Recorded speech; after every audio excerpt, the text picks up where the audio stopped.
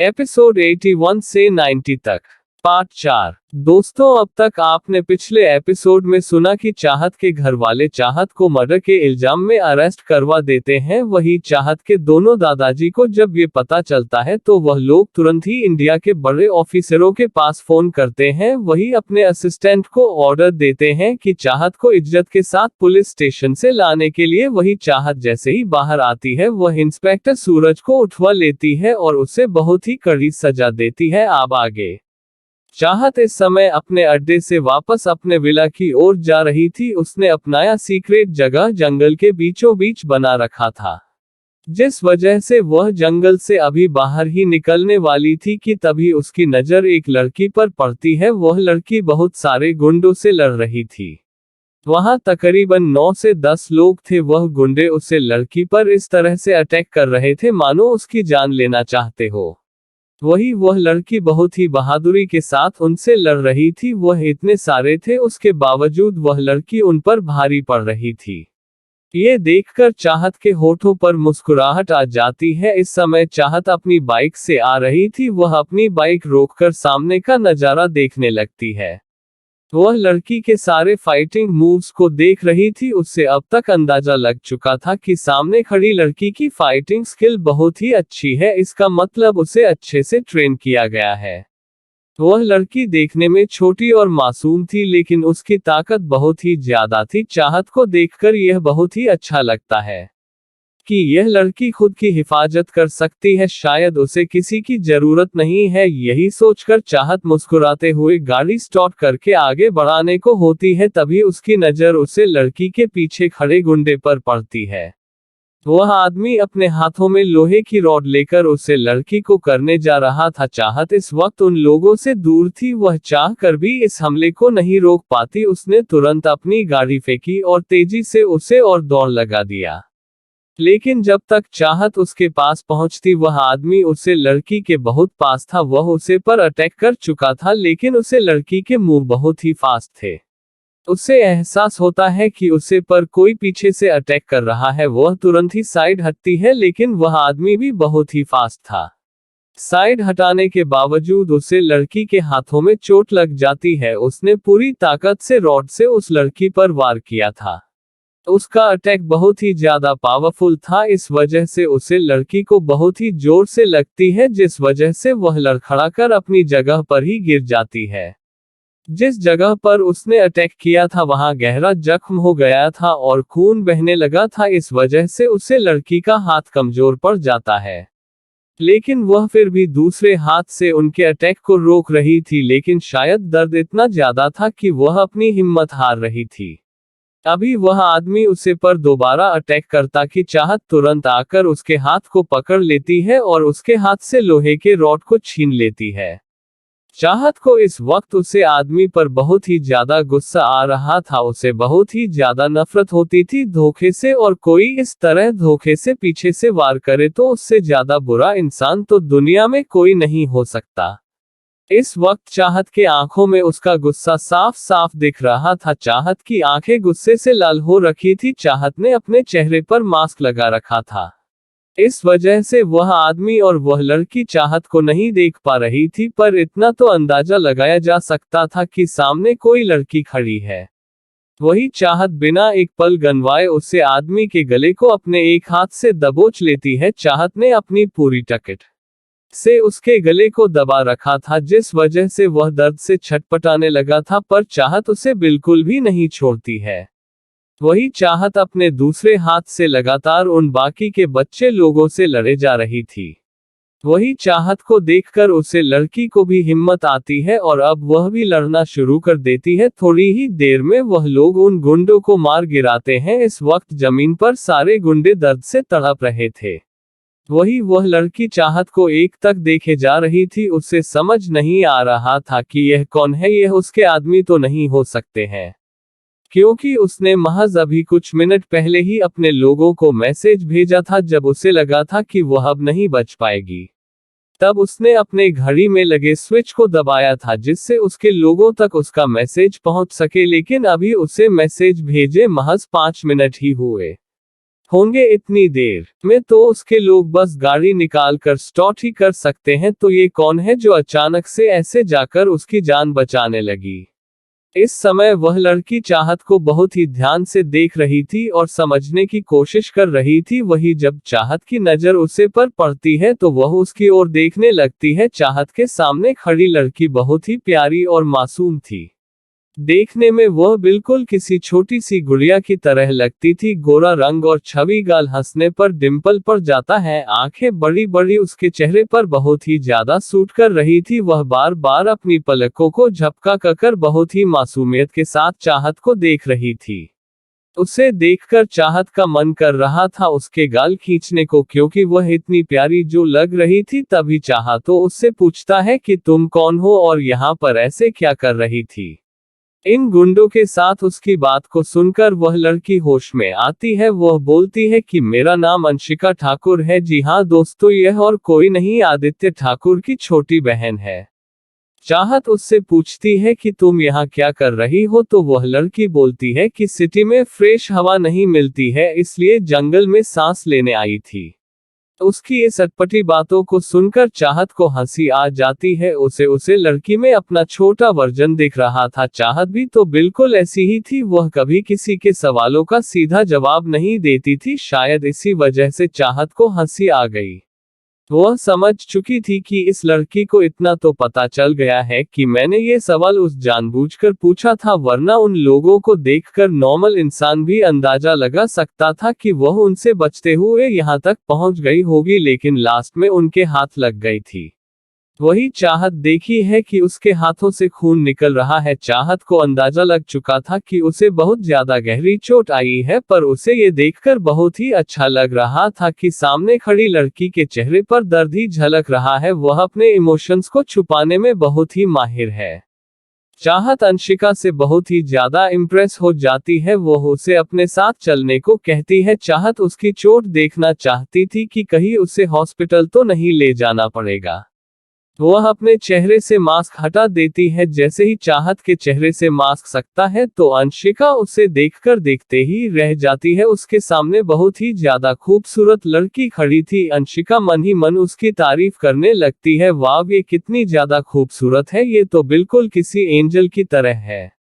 ये कितनी ज्यादा प्यारी लग रही है। अगर मैं लड़का होती तो आज इसे यहीं पर प्रपोज कर देती। इतनी खूबसूरत लड़की तो मैंने कभी नहीं देखी, और कमाल की बात है ये कितनी ज्यादा ताकतवर भी थी। इसे देखकर अंदाजा लगाया जा सकता है कि यह कोई मामूली लड़की नहीं है।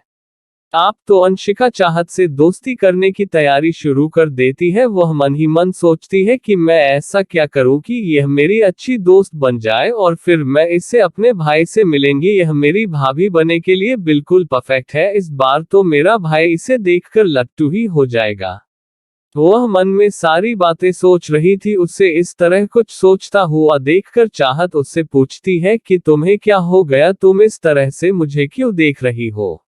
अभी अंशिका तुरंत ही बोलती है कि तुम कितनी ज्यादा खूबसूरत हो, मेरा तो मन ही नहीं कर रहा है कि तुम पर से अपनी नजरें हटा लूं। काश मैं लड़का होती। उसकी बातों को सुनकर चाहत उसे आश्चर्य से देखने लगती है और मन में सोचती है, अरे यार ऐसा क्यों होता है, हमेशा मेरे पीछे लड़कियां ही पड़ जाती हैं। सारे लड़कों की दुनिया में अकाल पड़ गई है क्या, लड़के तो कभी कोई मिलते नहीं और ये लड़कियां जरूर चिपकने के लिए आ जाती है। वही चाहत अंशिका से कहती है कि तुम्हें चोट लगी है, चलो मैं तुम्हारी दवाई करवा देता हूँ, वरना तुम्हें इन्फेक्शन हो जाएगा। उसकी बातों को सुनकर अंशिका बोलती है कि अरे नहीं नहीं, तुम्हें परेशान होने की कोई जरूरत नहीं है, मैं मैनेज कर लूंगी। उसकी बातों को सुनकर चाहत बोलती है कि ठीक है, अगर तुम मैनेज कर लोगी तो कोई बात नहीं, वरना मुझे तुम्हें अपने घर ले जाकर तुम्हारी दवाई करनी पड़ती। अंशिका जब चाहत की यह बात सुनती है तो वह खुद के सर पर थप्पड़ मार लेती है और मन ही मन बोलता है कि अरे मैंने ये क्या बेवकूफी कर दी। अच्छा खासा इस लड़की के साथ वक्त बिताने का मौका मिल रहा था, मैंने तो अपने हाथों ही अपने पैरों पर कुल्हाड़ी मार ली, अब मैं क्या करूं। यह सोचकर वह तुरंत ही अपने दिमाग में प्लान बनाना शुरू कर देती है। वही चाहत अंशिका के चेहरे को ध्यान से देख रही थी। वह समझ जाती है कि इसके दिमाग में क्या चल रहा है। चाहत के होठों पर छोटी सी मुस्कुराहट आ जाती है। तभी जल्दी से अंशिका अपना हाथ पकड़कर दर्द का बहाना करने लगती है। ऐसा लग रहा था मानो उसे कितना ज्यादा दर्द हो रहा है। वह तुरंत ही रहती है कि मुझे बहुत ज्यादा दर्द हो रहा है, अगर मेरी दवाई नहीं हुई तो मैं मर जाऊंगी। जल्दी करो, मुझे ले चलो, मेरा ट्रीटमेंट करवाओ, वरना मैं अभी ही भगवान को प्यारी हो जाऊंगी। उसकी नौटंकी देखकर चाहत मन ही मन हंसने लगती है। वह उसे रहती है कि लगता है तुम्हें बहुत ज्यादा दर्द हो रहा है। अंशिका जल्दी जल्दी अपना सरहामे हिलने लगती है। तो चाहत बोलती है कि चलो तब तुम्हें हॉस्पिटल ले चलना पड़ेगा। उसकी बातों को सुनकर अंशिका तुरंत ही बोलती है, अरे नहीं नहीं, हॉस्पिटल चलने की कोई जरूरत नहीं है। मुझे इतना ज्यादा दर्द नहीं हो रहा है, ये तो बस मामूली सी चोट है। तुम घर पर ही मेरा इलाज करवा देना। चलो चलो जल्दी तुम्हारे घर चलते हैं, क्योंकि मेरा घर बहुत दूर है, वहां पहुंचते पहुंचते तो मैं बेहोश हो जाऊंगी। फिर तुम मुझे अपने बाइक पर कैसे बैठा कर ले जाओगी, तुम्हारे लिए मुश्किल हो जाएगी। उसके बहाने को सुनकर चाहत को हंसी आने लगती है। वही चाहत को हंसता हुआ देखकर अंशिका उसे देखते ही रह जाती है। चाहत इस वक्त हंसते हुए बहुत ज्यादा खूबसूरत लग रही थी। अंशिका का तो मन ही नहीं कर रहा था कि उसे पर से अपनी नजरें हटा ले। अब तो अंशिका ने अपना पूरा मन बनाया लिया था कि वह चाहत को अपनी भाभी बनाकर ही छोड़ेगी, चाहे उसका भाई कितनी ही नौटंकी क्यों न कर ले। चाहत भी अंशिका को कुछ नहीं रहती और वो दोनों अपनी बाइक पर बैठकर चाहत के घर की ओर निकल जाते हैं। जैसे ही चाहत अपने विला पहुंचती है तो अंशिका बस देखते ही रह जाती है। वैसे अंशिका का विला भी बहुत बड़ा है। वह तो बस हैरान इस बात से थी कि क्या सिंपल सी दिखने वाली लड़की इतने बड़े विले में रहती है। जैसे ही वह लोग अंदर पहुंचते हैं तो अंशिका देखी है कि वहां बहुत सारे गार्ड खड़े हैं। अंशिका और चाहत गाड़ी से नीचे उतरकर अंदर की ओर जाने लगते हैं। अंशिका अपने चारों ओर देख रही थी, तभी उसकी नजर वहां पर खड़े गार्ड पर पड़ती है। उनके एड्रेस में जो बैच लगा था उसे देखकर अंशिका हैरान हो जाती है। वह मन में ही सोचती है, ये बैच तो उसने कुछ साल पहले उसे जहाज पर देखा था, जहां ये लोग के स्मगलरिंग के माल को बर्बाद करने गए थे। उसे वक्त इसी बैच के कुछ गार्ड वहां पर पहुंच गए थे और उन लोगों ने उनकी मदद ही की थी। वह लोग भी शायद वहां सब कुछ बर्बाद करने आए थे। अब अंशिका को समझ आ जाता है कि उसके सामने खड़ी लड़की कोई ऐसी वैसी लड़की नहीं है, जरूर इसकी कोई सीक्रेट आइडेंटिटी है। जैसे जैसे वह लोग आगे बढ़ रहे थे, वह सारे गार्ड झुककर उन्हें ग्रीट कर रहे थे। चाहत का चेहरा इस समय बिल्कुल इंप्रेशनलेस था। उसे देखकर अंशिका हैरान रह जाती है। अभी तो वह कितनी ज्यादा प्यारी लग रही थी, पर इस वक्त वह तो बहुत ज्यादा खतरनाक लग रही है। वह मन में सोचती है कि उसके सामने खड़ी है लड़की कोई साधारण लड़की नहीं हो सकती है, जरूर इसकी कोई सीक्रेट आइडेंटिटी है। अब तो अंशिका के मन में उसे जानने की और ज्यादा इच्छा होने लगती है। थोड़ी ही देर में वह लोग अंदर आ जाते हैं। जैसे ही अंदर आते हैं तो अचानक से एक तकिया उड़ते हुए सीधा जाकर अंशिका के मुंह पर लगता है। वह तुरंत ही उसे कैच कर लेती है। फिर जैसे ही अपने सामने का नजारा देखते हैं तो उसका तो मुंह ही खुल जाता है। वही सामने का नजारा कसक, ख्वाहिश और जान को समान फेंक फेंक कर मार रही थी। वही जान और ख्वाहिश तो बहुत तेजी से इधर उधर दौड़ रहे थे और खुद को उसकी मार से बचा रहे थे। इस समय हाल का पूरा नक्शा बदला हुआ था। चारों तरफ सोफे के कुशन और छोटे बड़े सामान बिखरे हुए थे, यहाँ तक कि उन लोगों ने वहां सजे फूलों को भी नहीं छोड़ा था। अभी चाहत कुछ बोलती कि उससे पहले जान और ख्वाहिश उसके पीछे जाकर छुप जाते हैं और उसे बोलते हैं कि इस खूंखार बिल्ली को रोको, वरना ये हमारी जान ले लेगी।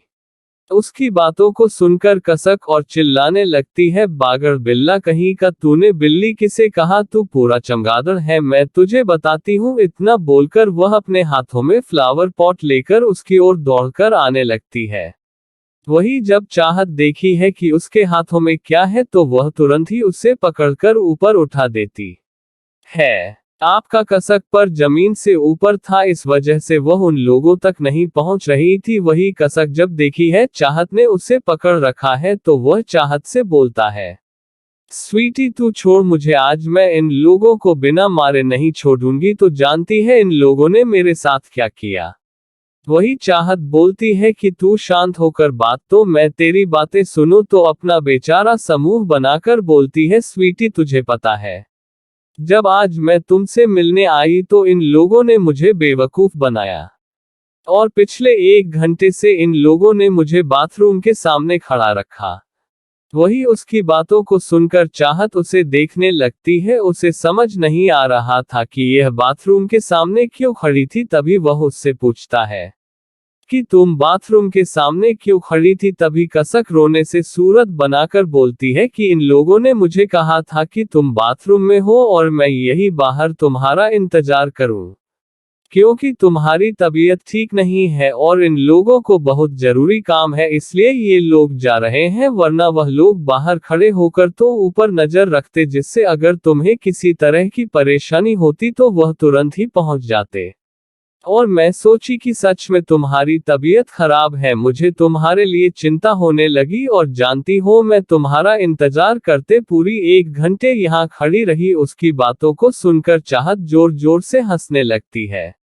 उसे हंसता हुआ देखकर कसक उससे नाराज हो जाती है और बोलती है, एक तो मैं तेरी परवाह में बाहर 1 घंटे तक खड़ी रही और तुझे हंसी आ रही है। वह हंसते हुए बोलती है कि अच्छा ठीक है, ये बात जब तू खड़ी थी तो ये लोग कहाँ थे? तो वह बताती है कि यह लोग मस्त अपना खाना एंजॉय कर रहे थे और मैं भूखे प्यासे वहां खड़ी थी। चाहत को सब कुछ समझ में आ जाता है कि वह इन लोगों को क्यों पीट रही थी। चाहत घर कर उन दोनों को देखते हैं जो अभी उसके पीछे छिपे हुए थे। वही चाहत को देखता देखकर दोनों अपने कान पकड़ लेते हैं और जोर जोर से हंसने लगते हैं।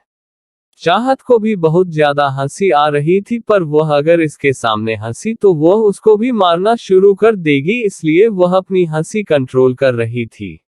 तभी इतनी देर से चुप खड़ी अंशिका जोर जोर से हंसने लगती है। उसे इन लोगों की लड़ाई देखकर बहुत ही ज्यादा मजा आ रहा था। उसे हंसता देखकर सब लोग उसकी ओर देखने लगते हैं।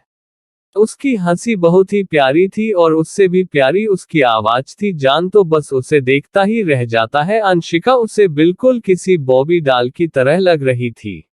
वह तो बस उसे एक तक देखे जा रहा था। वही बाकी लोगों को समझ नहीं आ रहा था कि यह लड़की कौन है। अभी तक अपने लड़ने के चक्कर में उन लोगों ने तो इस पर ध्यान ही नहीं दिया। वही वहां पूरी तरह से सन्नाटा छा जाता है, बस अंशिका के हंसने की ही आवाज आ रही थी।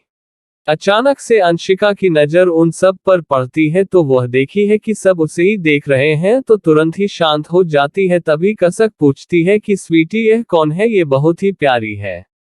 उसकी बातों को सुनकर चाहत को ध्यान आता है कि उसके साथ अंशिका आई है और उसे चोट लगी हुई है। वह तुरंत ही फर्स्ट एड बॉक्स लाने को बोलती है। चाहत की बातों को सुनकर आप सबकी नजर अंशिका के हाथों पर जाती है। उसके हाथ में इतनी गहरी चोट देखकर कसक घबरा जाती है और तुरंत ही तोड़कर बॉक्स लेकर आती है। तभी चाहत अंशिका को अपने पास बैठकर उसके चोट को साफ करना शुरू कर देती है।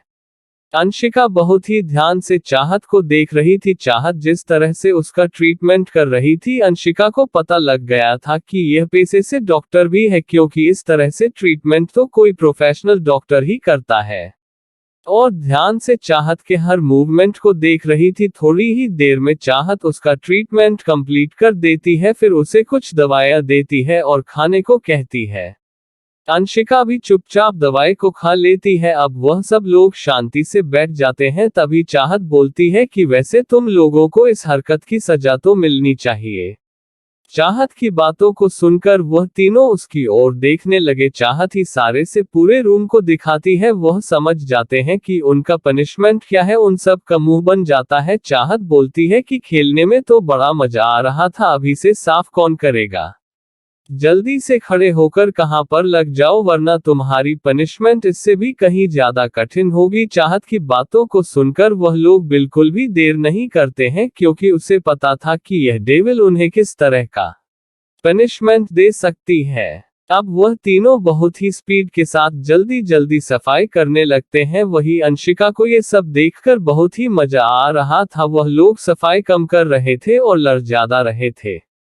थोड़ी ही देर में वहां सब कुछ क्लीन हो जाता है। थक हार कर सभी सोफे पर आकर लुढ़क जाते हैं। वही कसक की नौटंकी टू बैंड हाई नहीं हो रही थी। वह चाहत को अपने हाथों को दिखाते हुए बोलती है, स्वीटी देखो ना मेरे हाथ कितने ज्यादा दिखने लगे हैं, तुमने आज मुझसे कितना ज्यादा काम कराया है। उसकी बातों को सुनकर चाहत उसे आंखें दिखाए है, क्या ये बहुत ज्यादा काम है? तो मुझे लगता है कि तुम्हें कल ट्रेनिंग सेंटर भेज देना चाहिए। उसकी बातों को सुनकर कसक चुपचाप उठकर बैठ जाती है। उसे ट्रेनिंग सेंटर की याद आ जाती है, किस तरह से वहां पर उसे टॉर्चर किया जाता है। वह तुरंत ही घबराते हुए बोलती है, अरे नहीं नहीं, मुझे वहां नहीं जाना है। मैं तो यहाँ घर के सारे काम कर सकती हूँ। देखो मैं अभी बिल्कुल थकी भी नहीं हूँ, तुम चाहो तो अभी मैं दोबारा से यहाँ सफाई कर सकती हूँ। उसकी बातों को सुनकर चाहत के होठों पर डेविल स्माइल आ जाती है। वह बोलती है कि बहुत अच्छे से समझ आ गया तुम्हें। चाहत की बातों को सुनकर कसक अपना मुंह बना लेती है और उसके गोद में अपना सर रखकर लेट जाती है। वही चाहत धीरे धीरे अपने हाथों से उसके सर को सहलाने लगती है। कभी ख्वाहिश और जान अपने हाथों में कुछ ड्रिंक और स्नैक्स लेकर आते हैं, उसे ले जाकर अंशिका के सामने रख देते हैं। जान बोलता है, प्रीति गर्ल तुम थक गई होगी इसलिए तुम थोड़ा खा पी लो। उसकी बातों को सुनकर अंशिका उसकी ओर देखने लगती है। अभी तक अंशिका ने जान पर ठीक से ध्यान नहीं दिया था, पर जब वह देखी है तो जान को देखते ही रह जाती है। उसके सामने 22 साल का एक बहुत ही हैंडसम सा लड़का खड़ा था। देखने में वह बहुत ही ज्यादा सुंदर था। उसका रंग बिल्कुल गोरा था और उसकी आंखें ब्राउन थी। उसके बाल भी ब्राउन थे। देखकर यह अंदाजा लगाया जा सकता था कि वह कोई फॉरेनर है, पर उसे समझ नहीं आ रहा था कि यह हिंदी कितनी अच्छी बोल रहा था। वह तो बस उसे एक तक देख रही थी। पता नहीं क्यों उसे देखना अंशिका को बहुत अच्छा लग रहा था। वही जब जान देखा है कि वह उसे कैसे देख रही है तो उसके होठों पर मुस्कुराहट आ जाती है। वह फ्लर्ट करते हुए बोलता है कि अरे पहले कुछ एनर्जी ले लो, उसके बाद तुम मुझे ऐसे ही देखते रहना, मैं तुम्हारे सामने ही बैठ जाता हूँ। अंशिका उसकी बातों को सुनकर झेप जाती है। वह तुरंत ही इधर उधर देखने लगती है। उसे ऐसा करता देखकर सभी लोग उसे पर हंसने लगते हैं तो हंसिका को भी हंसी आ जाती है। अब वह सब के सब स्नैक्स खाने लगते हैं और इसी तरह हंसी मजाक करने लगते हैं, बातें करते हैं। उन्हें बहुत टाइम बीत जाता है। अंशिका को यहाँ बहुत ही अच्छा लग रहा था। उसके पास ऐसी कोई दोस्त नहीं थे। ये लोग उसे बहुत ही ज्यादा अच्छे लगते हैं। उसका भी दिल करता था कि उसके पास ऐसे ही दोस्त हो, पर उसके जितने भी दोस्त थे वह उसके पैसे पर मरते थे और जो लड़कियां थी वह तो बस उसके भाई पर डोरे ही डालना चाहती थी, इस वजह से उससे दोस्ती करती थी।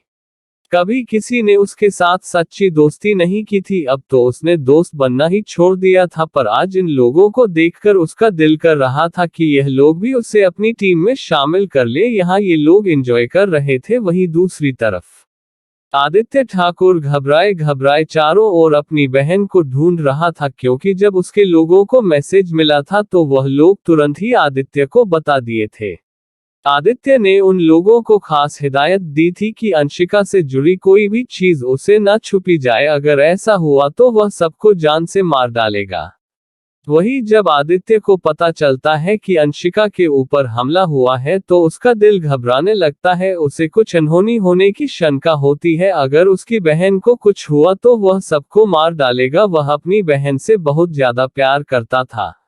वह उसके लिए कुछ भी कर गुजरने को तैयार रहता था। वह तुरंत ही अपने लोगों के साथ निकल गया था, लेकिन जब वह उसे जगह पर पहुंचा तो देखा है कि वहां पर उसकी बहन नहीं थी। वहां पर उन लोगों की डेथ वाली पड़ी थी जिन लोगों ने उसकी बहन पर हमला किया था।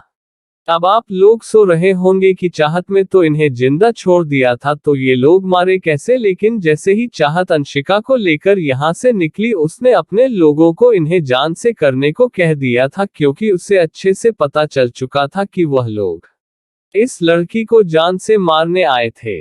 वहीं उसने अंशिका की भी पूरी जानकारी निकालने को बोल दिया था।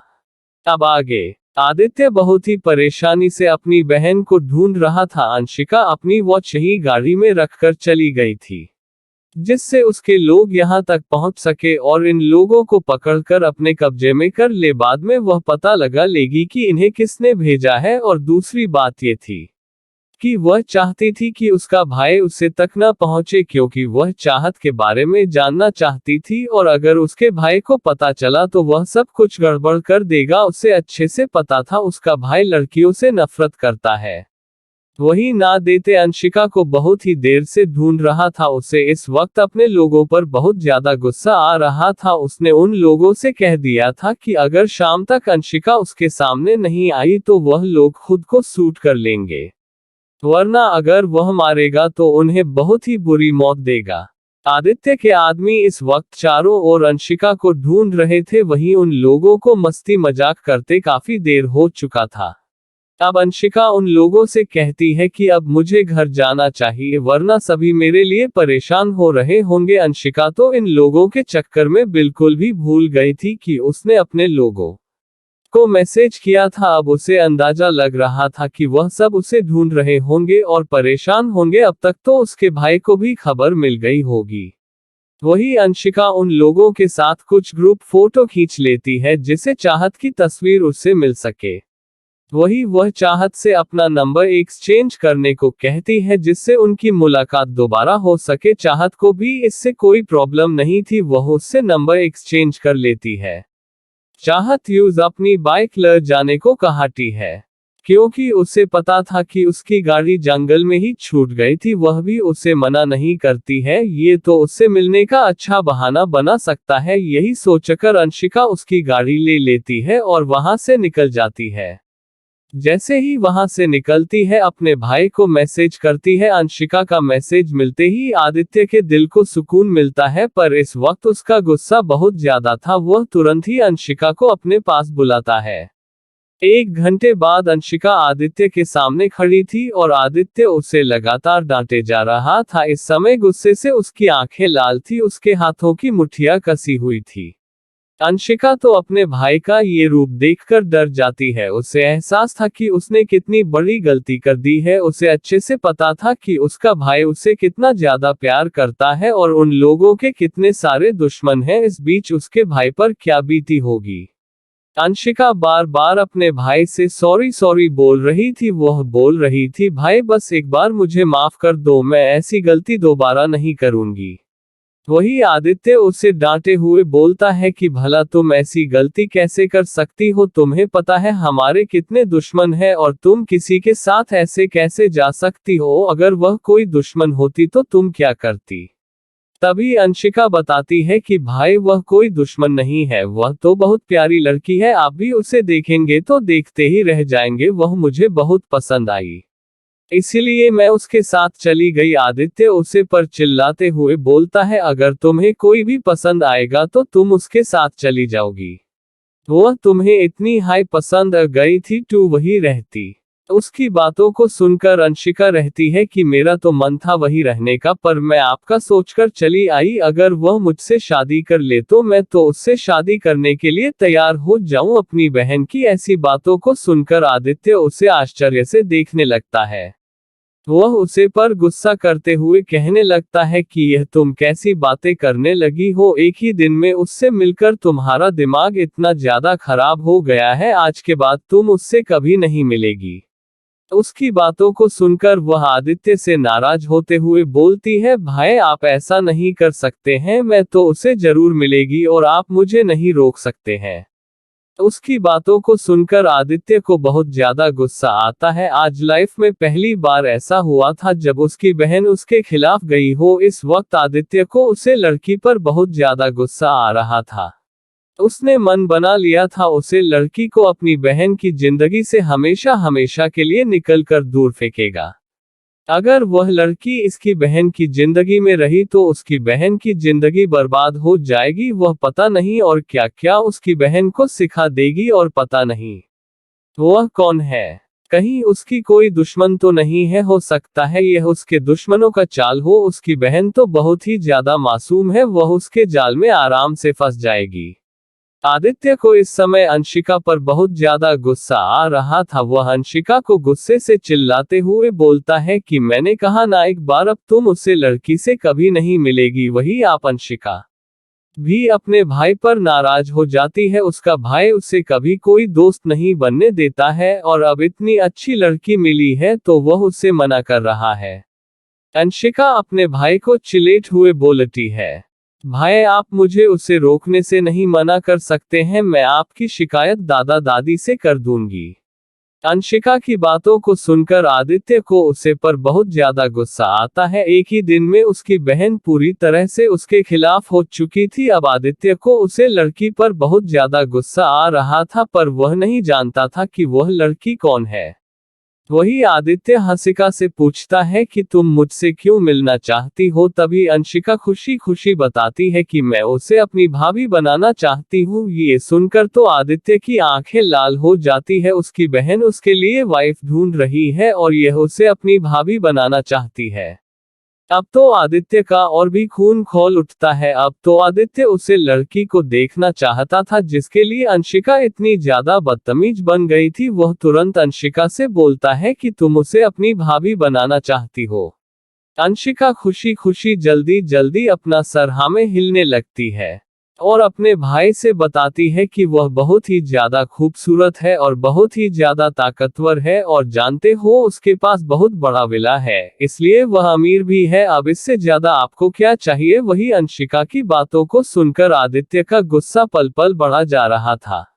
वह अब और अंशिका के मुंह से उसे लड़की के बारे में नहीं सुन सकता था। उसने पूरा मन बना लिया था कि वह उसे जान से मार डालेगा। जिसने उसकी बहन को फंसाने के लिए ये सब किया है। वह उससे पूछता है कि वह लड़की कौन है, क्या तुम उसे जानती हो। वही अंशिका बोलती है कि मैं उसे नहीं जानती हूँ, पर हाँ मैंने उसकी एक फोटो खींच ली है। आदित्य कहता है कि दिखाओ मुझे वह कौन है। उसने पूरा मन बना लिया था कि वह इस लड़की को ढूंढकर ऐसा सबक सिखाएगा कि वह जिंदगी भर याद रखेगी और दोबारा उसकी बहन के आसपास भी आने की उसकी हिम्मत नहीं होगी। वही अंशिका अपना फोन ओपन कर चाहत की तस्वीर निकलती है और जैसे ही वह चाहत की तस्वीर देखी है तो उसकी होठों पर बड़ी सी मुस्कुराहट आ जाती है। वही अपनी बहन को इस तरह से देखकर आदित्य को बहुत ज्यादा गुस्सा आता है। उसे बर्दाश्त नहीं हो रहा था कि उसने उसकी बहन के दिमाग पर कितना ज्यादा असर डाला है। मन ही मन सोच रहा था कि वह उसे छोड़ेगा नहीं। तभी अंशिका आदित्य की ओर अपना फोन बढ़ा देती है। आदित्य उसे लड़की को देखना तो नहीं चाहता था क्योंकि उसे नफरत होती थी लड़कियों के नाम से भी, पर वह उसे देखेगा नहीं तो जाने का कैसे और फिर अपने लोगों को उसे पकड़ने को कैसे रहेगा। बस यही सोचते हुए वह उसकी तस्वीर को देखने के लिए अंशिका का फोन अपनी हाथ में लेता है। वह बेमन से उसे तस्वीर की ओर देखता है, लेकिन जैसे ही उसकी नजरें उसे तस्वीर पर पड़ती है तो उसका दिल जोरों से धड़कने लगता है। एक ही पल में उसके आंखों का गुस्सा गायब हो जाता है और उसके दिल में ठंडक उतर जाती है, क्योंकि आदित्य उन आंखों को देखकर पहचान गया था कि यह उसकी बेबी डॉल है। आज पहली बार था जब आदित्य उसका पूरा चेहरा देख रहा था। वाकई में वह बाला की खूबसूरत थी। शायद ही उसने दुनिया में इतनी खूबसूरत लड़की देखी हो। उसकी खूबसूरती को तो किसी के साथ कंपेयर भी नहीं किया जा सकता है। वह बिल्कुल किसी एंजल की तरह लग रही थी। वह मन में ही कहता है कि बेबी गर्ल आखिर में तुम मुझे मिल ही गई। अब मैं तुम्हें नहीं छोड़ने वाला हूँ। तुम्हें तो मेरी दुनिया में आना ही पड़ेगा क्योंकि तुम मेरा सुकून बन चुकी हो। और इतना सोचते हुए बस उस तस्वीर को देखता ही रह जाता है। इस तस्वीर में चाहत बहुत ही प्यारी सी मुस्कुराहट दे रही थी। आदित्य का तो मन ही नहीं कर रहा था उसे तस्वीर से अपनी नजरें हटाने को। चाहत की तस्वीर देखते देखते पता नहीं कब आदित्य के होठों पर प्यारी सी मुस्कुराहट आ जाती है। वही अपने भाई को इस तरह रंग बदलता दे अंशिका तो बिल्कुल आश्चर्य में पड़ जाती है। पूरी लाइफ में ऐसा पहली बार हुआ था कि जब उसका भाई किसी लड़की को देखकर इस तरह मुस्कुराया हो। वही आदित्य अभी भी एक तक उसे तस्वीर को देखे जा रहा था। तभी अंशिका उसके हाथों से अपना फोन छीन लेती है। तब जाकर आदित्य अपने होश में वापस आता है। अंशिका उसकी ओर ध्यान से देखती है। इस समय उसके भाई की आंखें चमक रही थी और उसके होठों पर प्यारी सी ना दिखने वाली मुस्कुराहट थी। वही अंशिका अपने भाई के इस रूप को देखकर आश्चर्य में थी। क्या उसका भाई बलस कर रहा है? वही आदित्य अंशिका की तरफ देखते हुए बोलता है कि क्या तुम सच में इसी लड़की से मिली हो। वही अंशिका अपना मुंह बनाते हुए बोलती है, भाई तुम ये क्या बात कर रहे हो, अगर मैं इसे नहीं मिली होती तो इसकी फोटो मेरे फोन में कैसे होती। मुझे जब आदित्य कंफर्म हो जाता है कि अंशिका इसी से मिली है तो वह बहुत ज्यादा खुश हो जाता है। वह तुरंत ही अंशिका को अपने पास बैठता है और फिर उससे पूछता है कि बच्चा बताओ ना, वह कहाँ पर रहती है।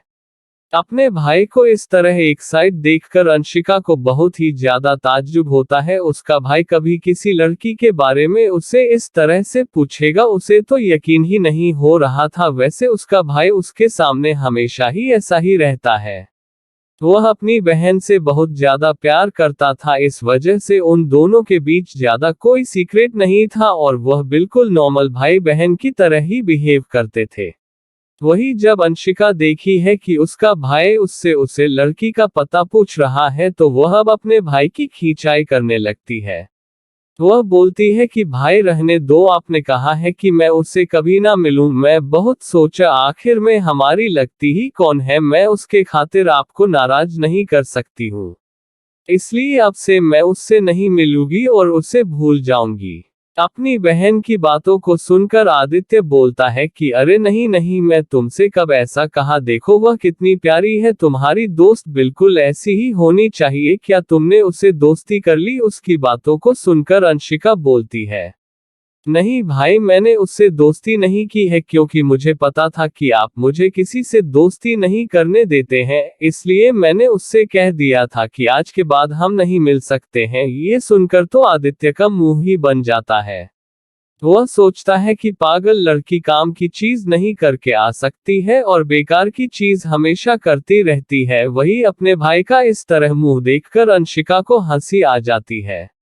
अंशिका को हंसते हुए देखकर आदित्य समझ जाता है कि वह उसे परेशान कर रही है। वह उसे आंखें दिखाते हुए बोलता है कि तुम मुझे उसका एड्रेस दो। अंशिका उसे मना करती है, वह बोलती है कि मैं आपको उसका एड्रेस नहीं दे सकती हूँ। आदित्य उससे पूछता है ऐसा क्यों है, तो वह बोलती है कि उसने मुझे मना किया है। आदित्य अपनी बहन को गुस्से से देखा है और बोलता है कि तुम मेरी बहन हो या उसकी। आदित्य की बातों को सुनकर अंशिका हंसने लगती है और बोलती है कि भाई क्या वह तुम्हें पसंद है। वही आदित्य अपनी नजरें उससे पर से हटा लेता है। उसे समझ नहीं आ रहा था कि वह अंशिका को क्या बोले। वही अपने भाई को इस तरह से देखकर अंशिका फिर से पूछती है, भाई बोलो ना, क्या हुआ, तुम्हें पसंद है। भाई वह बहुत ही प्यारी है और उसके साथ बहुत ही ज्यादा खतरनाक भी है। फिर वह अपने भाई को बताती है उसने वहां उन गार्ड को देखा था जिससे उनकी मुलाकात उसे जहाज पर हुई थी। फिर वह कहती है, भाई उसकी आइडेंटिटी मुझे नॉर्मल नहीं लगती है, वैसे क्या आप उसे पहले से जानते हैं। तो आदित्य उससे कुछ नहीं छुपाता और सब कुछ बता देता है। वही अपनी भाई की बातों को सुनकर अंशिका का तो मुंह ही खुला का खुला रह जाता है। क्या सच में उसका भाई इतने दिनों से उसे ढूंढ रहा था और वह लोग सोचते थे कि उसका भाई लड़कियों से नफरत करता है, वह लड़कियों की और नजरें उठाकर भी नहीं देखा है और यहाँ पर ये तो दीवाना बना बैठा है। वही अंशिका अपने भाई से बोलता है कि डोंट वरी भाई, मैं अब उसका विला देख लिया है, अब तो मेरा आना जाना वहां लगा ही रहेगा और मैं धीरे धीरे उसके बारे में सब कुछ पता लगा लूंगी। और जानते हो भाई, जब मैं उसे पहली बार देखा तो मुझे सबसे पहले आपका ख्याल आया और मैं इस समय सोच लिया था, आप मानो चाहे ना मानो मेरी भाभी तो वही बनेगी। उसकी बातों को सुनकर आदित्य के होठों पर मुस्कुराहट आ जाती है। अंशिका अपने भाई को इस तरह मुस्कुराता देखकर उसके गले लग जाती है। ऐसा बहुत ही काम होता था जब हंसिका अपने भाई के होठों पर ऐसी मुस्कुराहट देखे, और ना उसका भाई तो हर समय क्रूएल हॉटेड ही बना रहता है। वही आदित्य अंशिका के फोन से चाहत की फोटो अपने फोन पर सेंड करता है और उसे अपने वॉलपेपर पर लगा लेता है। अंशिका आदित्य से बोलता है कि भाई ये खुशखबरी मैं दादा दादी और मम्मी पापा को देता हूँ, वह लोग सुनकर बहुत ज्यादा खुश हो जाएंगे। उसकी बातों को सुनकर आदित्य तुरंत ही उसे मना करता है और कहता है कि अभी नहीं, अभी हमें नहीं पता कि वह लड़की के मन में क्या है और उसे हासिल करने में मुझे अभी कितना वक्त लग जाएगा, अभी हमें उसके बारे में कुछ भी नहीं पता है। इसलिए पहले मुझे कोशिश करने दो, उसके बाद हम लोग बता देंगे। अंशिका को भी अपने भाई की बात सही लगती है। वह उसकी बातों को मान लेती है और खुशी खुशी वहां से निकल जाती है। वही अंशिका के जाते ही आदित्य का चेहरा बदल जाता है। वह बहुत ही जुनून के साथ चाहत की फोटो देखने लगता है और बोलता है कि माय बेबी गर्ल, मैं तुम्हें हर कीमत पर हासिल करके रहूंगा, चाहे उसके लिए मुझे कुछ भी करना पड़े। आज तक मेरी नजरें कभी किसी पर नहीं पड़ी, पर यह आज नजरें तुम पर से है नहीं रही है। अगर तुम्हारी जिंदगी में कोई और है तो मुझे उसे भी रास्ते से हटाने पर कोई अफसोस नहीं होगा। बस मुझे तुम चाहिए, हर कीमत पर तुम चाहिए। इस समय आदित्य बिल्कुल किसी पागल दीवाने की तरह लग रहा था, जिसे सिवाय चाहत के कुछ नहीं दिख रहा था। वह बहुत ही प्यार से चाहत की तस्वीर को अपने होठों से लगा लेता है और अपनी आंखें बंद कर उसे महसूस करने लगता है। इस समय उसके दिल को बहुत ज्यादा सुकून मिल रहा था। देखते ही देखते दूसरा दिन आ जाता है, जिसका कपूर हाउस में सबको इंतजार था। यहाँ कपूर हाउस में सभी लोग पार्टी में जाने की तैयारी कर रहे थे। साइना तो आज बहुत ही ज्यादा खुश थी, और खुश भी क्यों ना होती, आज उसे इतना बड़ा मौका जो मिलने वाला था अमीर घर के लड़कों को फंसाने का, वही साइना ने एक दिन पहले ही शॉपिंग कर लिया था, जिस वजह से अब बस उसे खुद को सजना संवरना बाकी रह गया था। उसने एक रेड कलर का बॉडी स्टिच गाउन खरीद रखा था, जो कि उसके शरीर से पूरी तरह से चिपका हुआ था। उसका गला भी बहुत ज्यादा डिप था, जिसमें उसकी टीनेज बहुत ही अच्छे से रिवील हो रही थी। और पैर में पूरे जांघ तक एक लॉन्ग कट लगा हुआ था, जिससे उसकी एक तरफ की पूरी टांग दिख रही थी। इस ड्रेस में वह बहुत ज्यादा सेक्सी लग रही थी। जो भी उसे इस ड्रेस में देखा हुआ हवस का प्यासा जरूर बन जाता। वही बड़ों की नजर उसे पर पड़ती तो शायद ही वह उसे दोबारा देखना पसंद करते हैं। पर साइना खुद में इतराते हुए अपने आप को बहुत ही ज्यादा खूबसूरत समझ रही थी। उसने 5 घंटे अपने मेकअप करने में लगा दिया था। वह ब्यूटी पार्लर से अभी अभी तैयार होकर अपने घर पहुंची थी। यहाँ घर में उसके मन और उसके पापा पूरी तरह से तैयार हो चुके थे, तभी वहां उसके दोनों भाई की एंट्री होती है। वह लोग भी पूरी तरह से तैयार हो चुके थे। उन लोगों ने 3 पीस सूट पहन रखा था, जहां सात्विक ने ग्रे कलर का सूट पहन रखा था, तो वही ऋतिक ने नेवी ब्लू कलर का पहन रखा था। वह दोनों देखने में बहुत ही ज्यादा हैंडसम लग रहे थे। तभी वहां दादाजी आते हैं। वह भी अपने जमाने की तरह तैयार हो चुके थे, जैसा वह अक्सर तैयार हुआ करते थे। किरण जी ने आज एक बहुत ही खूबसूरत जारी की साड़ी पहन रखी थी, जो कि पर्पल कलर की थी। वह भी उसमें बहुत ही अच्छी लग रही थी। वही आलोक जी क्रीमी सूट में थे। वह सब एक दूसरे को देखकर कम्प्लीमेंट दे रहे थे कि आज बहुत ही ज्यादा अच्छे लग रहे हैं। उन्हें देखकर कोई नहीं कह सकता है कि वह किसी हाई फैमिली से नहीं है।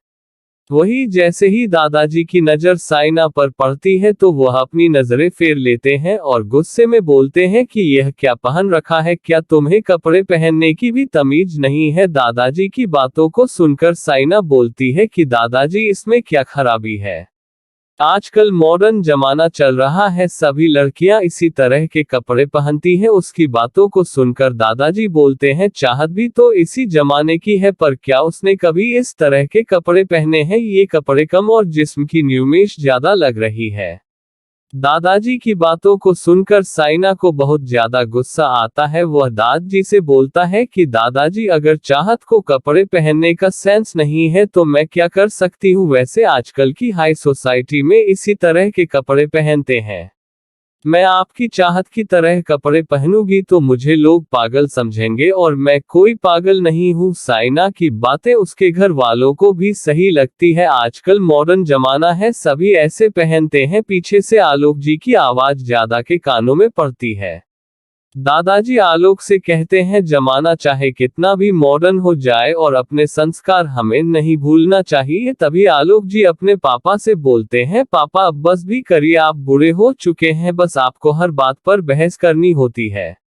आपको तो हर वक्त आपकी पोती चाहत ही सही लगती है, बाकी दुनिया में सभी लोग गलत हैं। तो चलिए, मैं मान लेता हूँ हम लोग गलत हैं, अब हाथ जोड़ता हूँ आपके, शांति से पार्टी में चलिए, आज मैं कोई बवाल नहीं चाहता हूँ। इतना कहकर आलोक जी गुस्से से अपने पिता को देखते हुए बाहर निकल जाते हैं। वही साइना भी अपना मुंह बनाते हुए बाहर निकल जाती है। तभी सात्विक गुस्से में होता है, दादाजी पता नहीं आपको कब समझ में आएगा, आप उसे पागल लड़की के पीछे जाना छोड़ दीजिए वरना एक दिन आपकी बहुत बेइज्जती होगी। इतना कहकर वह भी चला जाता है। वही दादाजी अपना सरनामे दिला देते हैं। उन्हें अच्छे से पता था कि इन लोगों को चाहे जितना बोलो इनके समझ में आने वाला नहीं है, इसलिए अब वह बोलना ही बंद कर चुके थे। वहीं सात्वी के जाते ही ऋतिक और उसकी माँ भी उनके पीछे चली जाती है। वही बाहर उन लोगों की गाड़ी आकर उनके सामने खड़ी होती है। एक में किरण जी और आलोक जी बैठ जाते हैं, वहीं दूसरी गाड़ी में सात्विक, ऋतिक और साइना बैठ जाती है। वैसे भी दादाजी का इन लोगों के साथ जाने का मन नहीं था, इसलिए वह अपनी गाड़ी मांगते हैं और वह अपनी गाड़ी में बैठकर अकेले ही वहां के लिए निकल जाते हैं।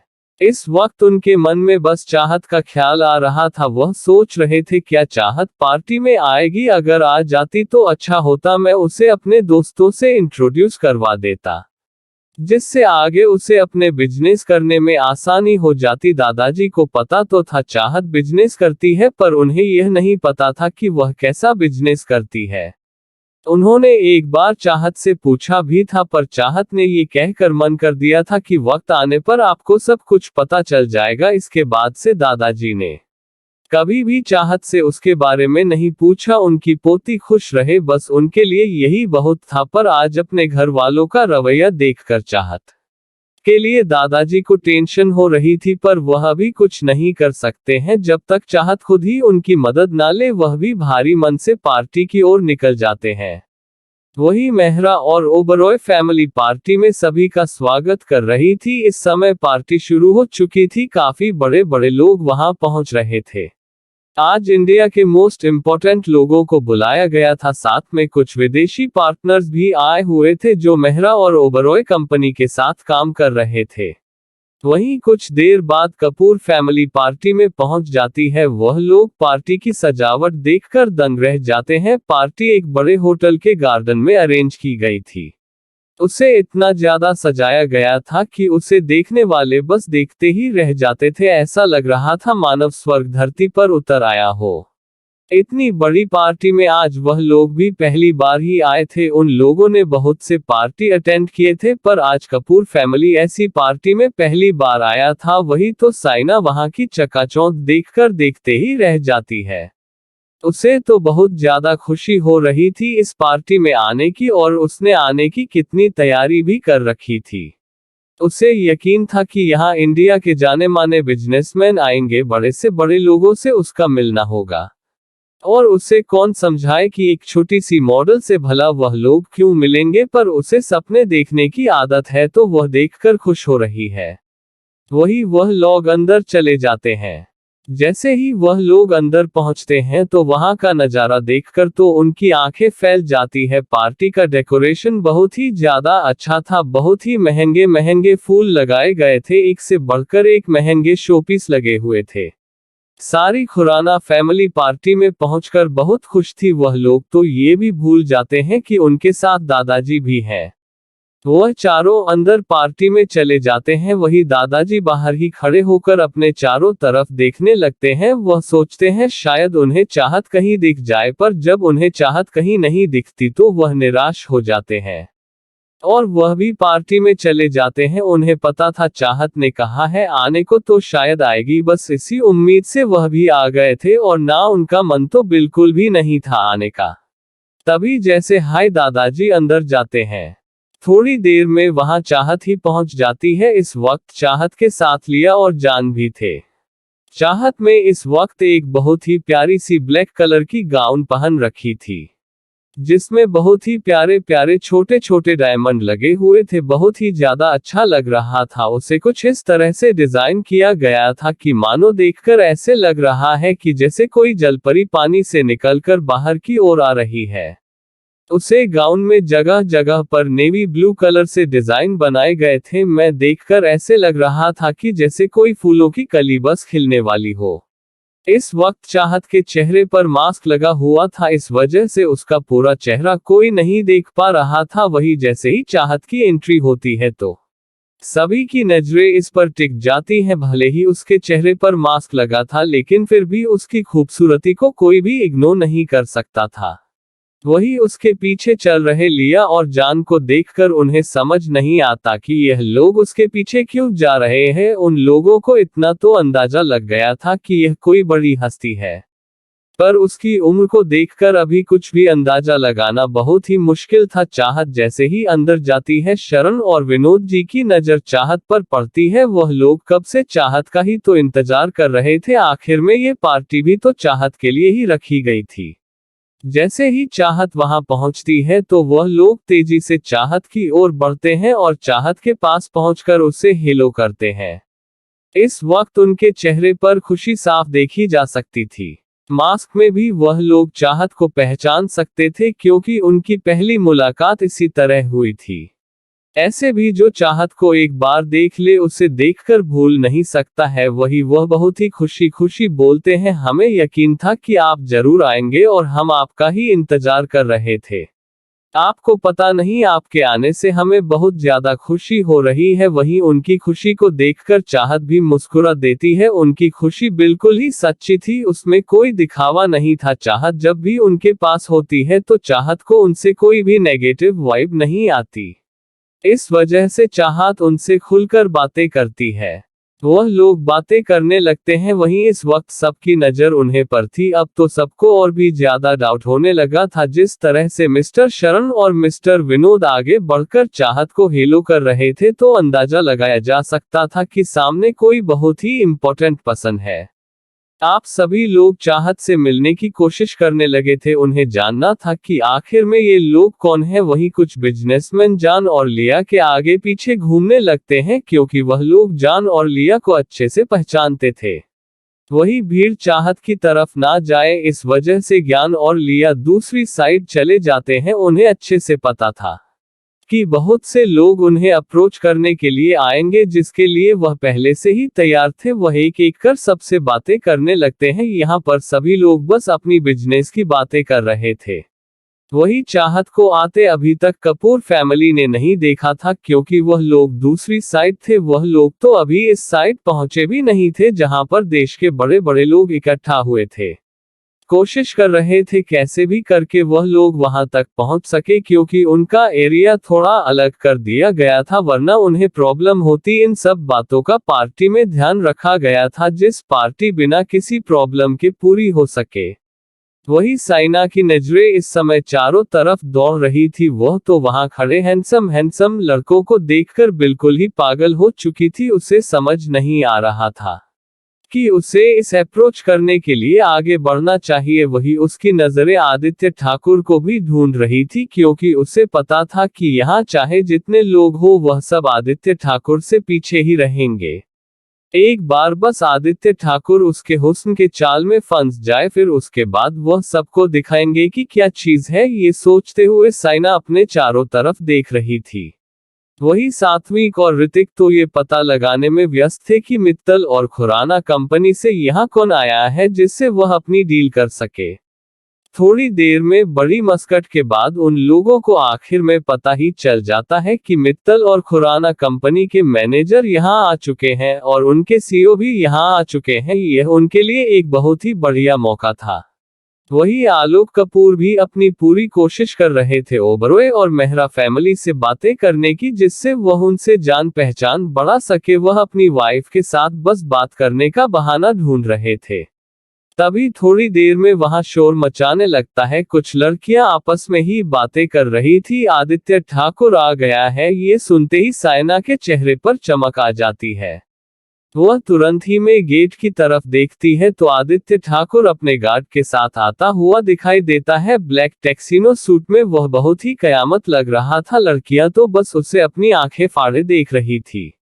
उनका बस चले तो वह उसे पर टूट पड़े, पर किसी को उसके सामने जाने की इजाजत नहीं थी। सब उसकी आदत से अच्छी तरह से बाकी थे। अगर वह भूलकर भी उसके सामने कहीं तो अपनी जान से हाथ धो बैठेंगे। वही आदित्य अपने बड़े बड़े कदमों से सीधा मैनन हॉल की ओर चला जाता है। इस समय पार्टी अपने जोर शोर पर चल रही थी।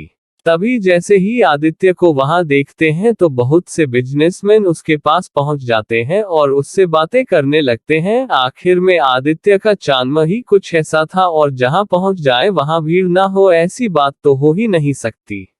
वही एक और शरण और मिस्टर विनोद तो चाहत से बातें करने में लगे हुए थे। शरण का स्वभाव थोड़ा चंचल था, इस वजह से वह खुशी खुशी चाहत के सर पर हाथ रखकर कहता है कि तुम कितनी प्यारी हो, काश तुम्हारे जैसी हमारी भी बहन होती। मेरे कोई बहन नहीं है, इसलिए तुम मुझे बहुत ही अच्छी लगती हो। वही चाहत उसके हाथों को देखने लगती है। तभी शरण को ध्यान आता है कि वह क्या कर रहा है। वह चाहत की नजरों को देखा है तो तुरंत ही अपने हाथ को उसके सर से हटा लेता है और चाहत से सॉरी बोलते हुए कहता है कि वह मैं एक्साइटमेंट में ऐसा कर गया, मुझे माफ कर दीजिए। उसकी बातों को सुनकर चाहत मुस्कुराने लगती है और कहती है एक भाई को अपनी बहन से माफी मांगते हुए अच्छा नहीं लगता है।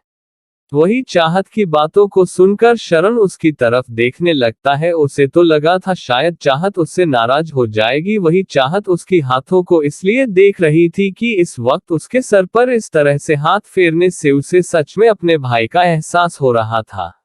वही जानती थी कि उसे अपने भाइयों की कमी कितनी खलती थी। उसके भाइयों ने तो उसे कभी अपनी बहन ही नहीं माना।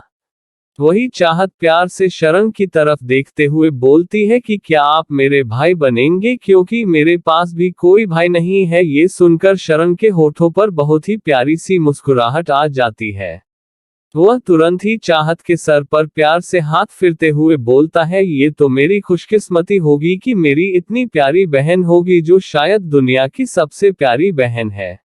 इतना कहकर वह उसके माथे को चूम लेता है और फिर बोलता है कि आज मेरी बहन की कमी पूरी हो गई है, मैं सच में आज बहुत ज्यादा खुश हूँ। वही साइड में खड़ा मिस्टर विनोद सब कुछ देख रहा था। उसे इस वक्त शरण से जलन हो रही थी।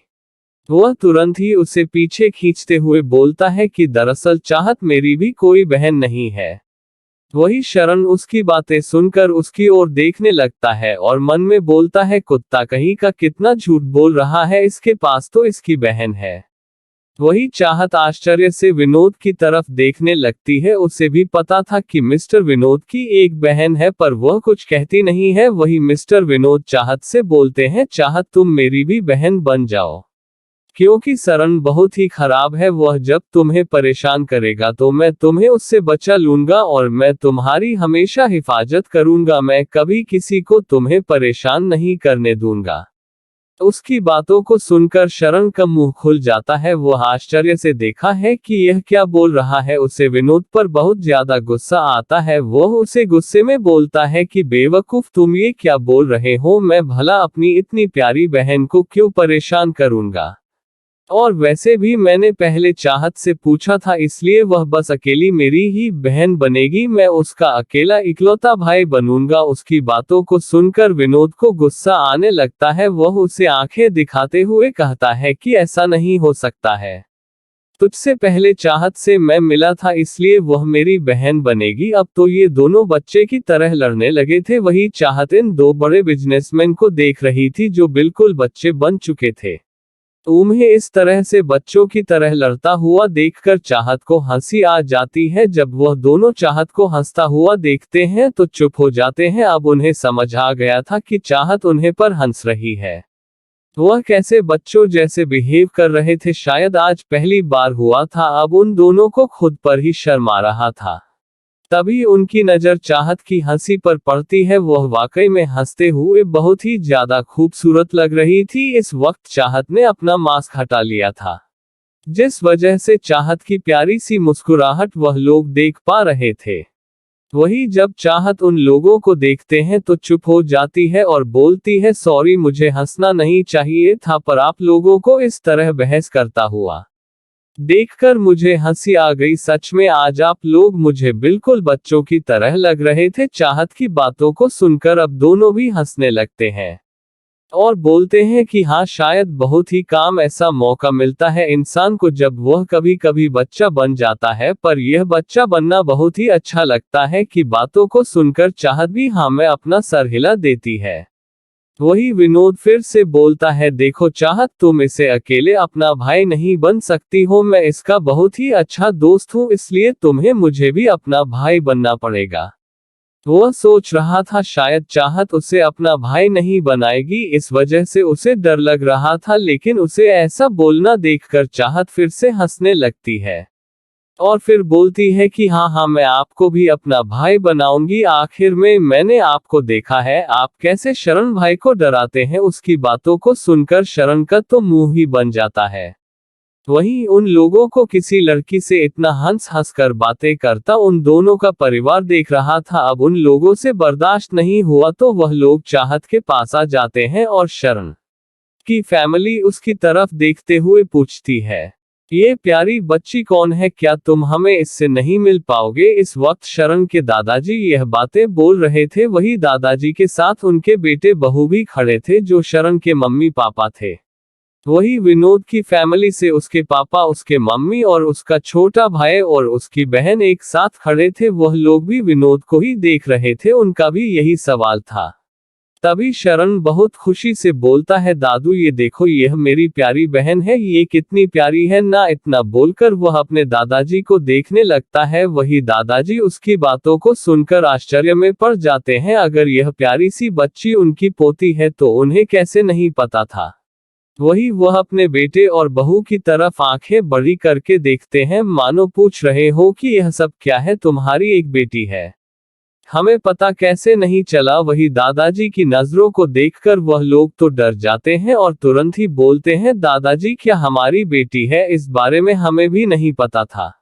वहीं शरण के पापा उसकी ओर देखते हुए पूछते हैं कि बेटा ये तुम्हारी बहन तुम्हें कहाँ मिल गई। अपने पापा की बातों को सुनकर नाराज होते हुए शरण बोलता है, पापा आप ऐसे कैसे बोल सकते हैं, मैंने कितनी मेहनत से इन्हें मना कर अपनी बहन बनाया है, अगर आप ऐसे बोलेंगे तो मुझे अपना भाई करने से इनकार कर दी तो मेरा क्या होगा। अपने बेटे की ऐसी बात सुनकर वह लोग तो उसका मुंह ही देखते रह जाते हैं। वह क्या बोले उन्हें कुछ समझ नहीं आ रहा था। वह कुछ पूछना चाहते थे पर उनका बेटा तो उन्हें कुछ पूछने ही नहीं देना चाहता था। वही विनोद के पिताजी विनोद से पूछते हैं, चलो तुम ही बता दो हमें कि यह प्यारी बच्ची कौन है। तो विनोद भी तुमसे बिल्कुल यही बोलता है, यह मेरी प्यारी बहन है। उसकी बातों को सुनकर विनोद के पापा उसे आंखें दिखाते हुए बोलते हैं कि बेवकूफ लड़के, मेरा तेरी माँ के सिवाय बाहर कभी किसी के साथ अफेयर नहीं रहा है। अब जाकर शरण और विनोद को पता चलता है कि वह लोग क्या सोच रहे थे। वहीं विनोद की मां तो अपने पति को ऐसे घूर कर देख रही थी मानो उन्हें कच्चा चबा जाएगी। लेकिन तभी विनोद और शरण उनके कंफ्यूजन को दूर करते हैं और बोलते हैं कि यह आप लोग क्या सोच रहे हो, आप लोगों के दिमाग में गंदी बातें ही क्यों आती है। वही दोनों फैमिली अपने बच्चों को आश्चर्य से देखते हैं और सोचते हैं कि एक तो बहन लाकर इसमें सामने खड़ा कर दिया और हमें गंदी बात सोचने को कह रहा है। वही इस तरह से उन लोगों को देखते हुए शरण अपना मुंह बना लेता है और कहता है, ठीक है मैं बता रहा हूं, अब आप लोग मुझे इस तरह से ना देखो जैसे मुझे अभी के अभी खा जाओगे। वहीं उन लोगों की बातें सुनकर अब चाहत को हंसी आने लगती है। उसे हंसता हुआ देखकर सब लोग देखने लगते हैं, बहुत ही ज्यादा मासूम और खूबसूरत लग रही थी वह, सब तो बस उसकी हंसी में ही डूब जाते हैं। वही चाहत को हंसता हुआ देखकर शरण को समझ आ जाता है कि चाहत उसके ऊपर क्यों हंस रही है। आज तो शरण का उसके सामने कितनी बार पोपट बन गया। वह अपने माता पिता को चाहत से मिलाते हुए बोलता है, दादाजी और मॉम डैड, ये चाहत खुराना है, मित्तल और खुराना कंपनी की सीईओ। उनका इंट्रोडक्शन सुनकर वहां खड़ी दोनों फैमिली के तो मुंह खुल जाते हैं। वह लोग बड़े आश्चर्य के साथ चाहत की तरफ देखने लगते हैं। उन लोगों ने तो सोचा था ये कोई कॉलेज गर्ल होगी, पर उन्हें दूर दूर तक अंदाजा नहीं था कि यह मित्तल और खुराना कंपनी की सीईओ है। उन्हें तो अभी तक यही नहीं पता था कि मित्तल और खुराना कंपनी की सीईओ एक ही है। उनके सामने और लड़की खड़ी थी जिससे मिलने की तो वह लोग सपने में भी नहीं सोचे थे। अच्छे से पता था कि इस कंपनी की सीईओ मिस्टीरियस है, पर उन्हें नहीं पता था कि वह इतने कम उम्र की और इतनी प्यारी बच्ची है। उन लोगों को इस तरह से अपनी तरफ देखता हुआ देखकर चाहत को थोड़ा अजीब लगता है। वह धीरे से बोलती है, दादाजी क्या हुआ? क्योंकि दादाजी बस अपनी आंखें फाड़े उसे देखे जा रहे थे। दादाजी को खुद पर बहुत ज्यादा घमंड था कि वह इतने बड़े अंपायर के मालिक थे, लेकिन आज अपने सामने खड़ी छोटी सी लड़की को देखकर तो उनका घमंड चूर चूर हो चुका था। उन्हें तो सच में लग रहा था जैसे मानो उनके सामने भगवान खड़ा हो। बिजनेस की दुनिया में इतना बड़ा नाम कमाने वाली यह छोटी सी बच्ची है, ये तो उन्हें हजम ही नहीं हो रहा था। उनकी तरफ फिर से ऐसे दिखते हैं मानो वह सच कह रहा है, मजाक तो नहीं कर रहा है। अगर मजाक किया होगा तो आज तो वह उसकी जान ही निकाल लेंगे, क्योंकि इतनी बड़ी खबर सुनकर तो उन्हें ऐसा लग रहा था मानो हार्ट अटैक ही आ जाएगा। वहीं शरण अपने दादाजी के भाव को देखकर अच्छे से समझ जाता है कि वह क्या सोच रहे हैं और तुरंत बोलता है कि दादाजी मैं कोई मजाक नहीं कर रहा हूँ, मैं सच कह रहा हूँ। वह देखिए खुराना और मित्तल कंपनी के मैनेजर। इतना कहकर वह लिया और जान की तरफ दिखता है। दादाजी उन दोनों को पहचान जाते हैं। अब उन्हें यकीन हो गया था कि सच में उनका पोता सही कह रहा है। अब तो उनके खुशी का ठिकाना नहीं रहता। इतने बड़े कंपनी के सीईओ अगर उनकी पोती बन जाए तो क्या बात है। उनसे ज्यादा खुशकिस्मत तो कोई हो ही नहीं सकता। वह तुरंत ही चाहत की ओर देखकर बोलते हैं, बेटा सच में तुमसे मिलकर मुझे बहुत खुशी हो रही है। क्या प्लीज तुम मुझे एक बार दादाजी बुलाओगी? उनकी बातों को सुनकर चाहत के होठों पर मुस्कुराहट आ जाती है। वह उन्हें प्यार से दादाजी बुलाती है। चाहत की प्यारी आवाज सुनकर दादाजी के होठों पर मुस्कुराहट छा जाती है। वही विनोद की फैमिली का भी यही हाल था। वह भी बहुत ज्यादा खुश थे। आखिर में कौन नहीं चाहेगा, इतनी प्यारी और कामयाब बच्ची का परिवार बना है। विनोद जी की मां आगे बढ़कर प्यार से चाहत के सर पर हाथ फेरती है और कहती है, बच्चा तुम बहुत प्यारी हो। मां का स्पर्श पाते ही चाहत की आंखें बंद हो जाती है। सच में उनके स्पर्श में बहुत ही अपनापन था। कभी चाहत की मां ने आज तक उसके सर पर प्यार से हाथ नहीं फेरा, ना ही कभी उसे अपने मुंह से बेटी कहकर बुलाया। यही सोचकर चाहत के आंखें भर आती हैं, पर वह अपने आंसुओं को छुपा लेती है। लेकिन ये सब उन लोगों की नजरों से नहीं बचता है। वह समझ चुके थे कि चाहत बहुत दुखी है। सभी शरण की मां भी आगे बढ़कर प्यार से उसके माथे को चूम लेती है और बोलती है कि आज मुझे मेरी बेटी की कमी पूरी हो गई है। मैं हमेशा भगवान से प्रार्थना करती थी कि मुझे एक बेटी दे दो, और आज तक मेरी यही शिकायत थी कि मुझे बेटी क्यों नहीं दी, पर मुझे नहीं पता था कि भगवान ने मेरे लिए इतनी अच्छी बेटी चुनकर रखी है। आज मैं भगवान के इस फैसले पर बहुत ही ज्यादा खुश हूँ। उनकी बातों को सुनकर चाहत प्यार से उनकी तरफ देखने लगती है। यह अजनबी फैमिली उससे अपनी बेटी बनाने को तैयार थी, उसे माँ की ममता देने को तैयार थी, और एक ऐसी उसकी फैमिली है जो उसकी होते हुए भी उसकी नहीं है। ये सब सोचते हुए चाहत का दिल दुख रहा था, पर उसने भी सोच लिया था जो लोग उसे प्यार कर रहे हैं वह उनसे प्यार करेगी बिना किसी शर्त के। वह प्यार से उनके गले लग जाती है। वह भी प्यार से चाहत के सर पर हाथ फेरने लगते हैं। आप सच में चाहत को मां का एहसास हो रहा था। वह लोग भी बहुत ज्यादा खुश थे। विनोद के भाई बहन भी बहुत ज्यादा खुश थे। उन्हें चाहत बहुत ही प्यारी लग रही थी, और जब उन्हें पता चल गया था कि चाहत कौन है तो उनके खुशी का ठिकाना नहीं था। वह चाहत को दिल से अपना आइडल बन चुके थे। उन्हें भी बिल्कुल चाहत की तरह बनना था। जहां एक और चाहत को इतने प्यारे रिश्ते मिल रहे थे, वहीं दूसरी ओर साइना अपना चाल चलने में व्यस्त थी। वह किसी भी तरह से आदित्य के पास पहुंचाना चाहती थी। उसे अच्छे से पता था कि यहाँ शहर के बड़े से बड़े प्रोड्यूसर और डायरेक्टर आए हुए हैं। अगर एक बार वह आदित्य के साथ उसे देख लेंगे तो वह सबकी नजरों में आ जाएगी, जिसका उसे बहुत ही ज्यादा फायदा होगा। वह अभी आदित्य की तरफ बढ़ ही रही थी कि तभी कुछ गार्ड उसे रोक देते हैं। साइना को उन गार्ड पर बहुत ज्यादा गुस्सा आता है। अगर आज वह आदित्य तक नहीं पहुंच पाए तो उसके हाथ से बहुत बड़ा मौका निकल जाएगा। फिर दोबारा शायद ही जिंदगी में उसे ऐसा मौका मिले। जहां सारी लड़कियां आदित्य को बस दूर से ही देखकर रह जा रही थी, वही एक लड़की जो एक बड़े बिजनेसमैन की बेटी थी, वह अपने आप को खुद ज्यादा ही स्मार्ट समझती थी। वह अपनी सहेलियों के साथ बातें कर रही थी, पर उसकी नजरें सिर्फ आदित्य पर टिकी थी। तभी उसकी एक पहेली बोलती है कि मन ही तो इस तरह उसे मत देख, वह बिल्कुल एक चांद की तरह है जो देखने में सबको बहुत ही प्यारा लगता है, पर उसे बस सब देख सकते हैं पर उसे तक कोई नहीं पहुंच सकता। और अगर भूल कर भी उस तक पहुंचने की कोशिश की तो जान से हाथ धो बैठोगे।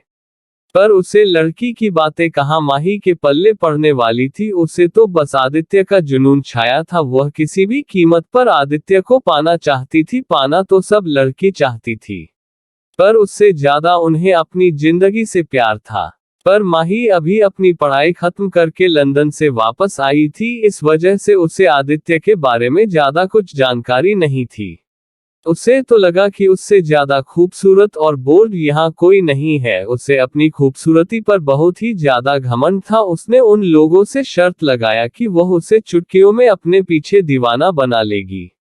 उन लोगों ने माही को बहुत समझाया कि यह विदेशी फ्लर्टी बॉय नहीं है, यह आदित्य ठाकुर है, अगर इससे पंगा लिया तो जान से चली जाओगी। पर माही को अपनी खूबसूरती पर बहुत ही ज्यादा घमंड था। वह एक बड़े बाप की बिगड़ी बेटी थी, इसलिए उसे गलत सही कुछ भी समझ नहीं आता था। वह बड़े ही एटीट्यूड के साथ आदित्य की ओर बढ़ने लगती है। इस वक्त उसके हाथों में वाइन की गिलास थी। वही साइना की नजर भी अब तक माही पर पड़ चुकी थी। वह माही को उसे और जाता देखकर गुस्से में आ जाती है। अब उसे भी किसी कीमत पर आदित्य तक जाना था। अगर ये लड़की आदित्य के पास पहुंच जाएगी तो सारी लाइमलाइट यही चुरा लेगी। यह सब सोचकर वह अपना दिमाग लगाने लगती है, पर फिर भी वह गार्ड उसे वहां जाने नहीं देते हैं।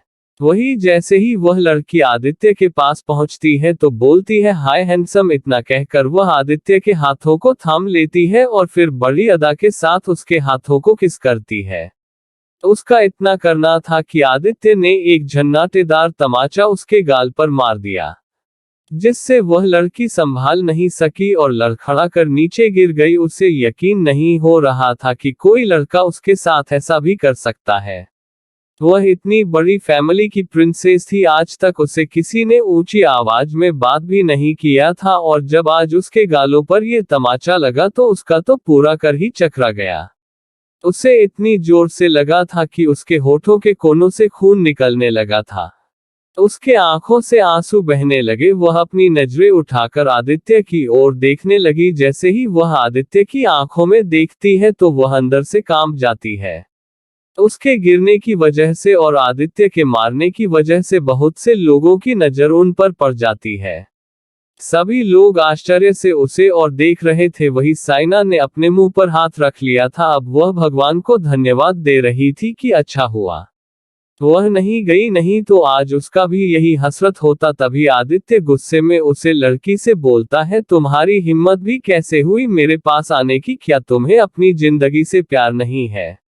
यहाँ सभी को पता है कि मेरे पास आने से उनसे उनकी जिंदगी छीन ली जाएगी, पर लगता है कि तुम अपनी जिंदगी से प्यार नहीं करती हो, तभी तुमने ऐसी जरूरत की। आदित्य की बातों को सुनकर माही अब डरने लगती है। अब जाकर उसे अपनी सहेलियों की बात याद आती है। वह खुद को कोसने लगती है कि वह क्यों यहाँ आई। तभी आदित्य अपने गार्ड को बुलाकर उसे लड़की को ले जाने को कहता है और बोलता है कि इस ऐसी सजा देना कि यह जिंदगी भर याद रखे। माही की तो ये सुनकर डर के मारे जान निकलने लगी थी। वह जल्दी जल्दी चारों तरफ अपने पापा को ढूंढने लगते हैं। उसकी नजरें इस तरफ अपने पापा को ही ढूंढ रही थी। तभी थोड़ी देर में उसके पापा भागकर वहां आते हैं और वह आदित्य के पैरों पर गिर जाते हैं और बोलते हैं कि प्लीज आदित्य बेटा, तुम मेरी बेटी को छोड़ दो। वह अभी अभी अपनी पढ़ाई पूरी करके इंडिया आई है, इस वजह से उसे तुम्हारे बारे में कुछ भी नहीं पता है। वही आदित्य उन्हें खुद से दूर करते हुए बोलता है कि गलती की है तो सजा भी भुगतनी पड़ेगी। गनी मत मानो कि मैं आपको आपकी बेटी की सजा नहीं दे रहा हूं, वरना 1 मिनट भी नहीं लगेगा मुझे आपको बंदकृत करने में।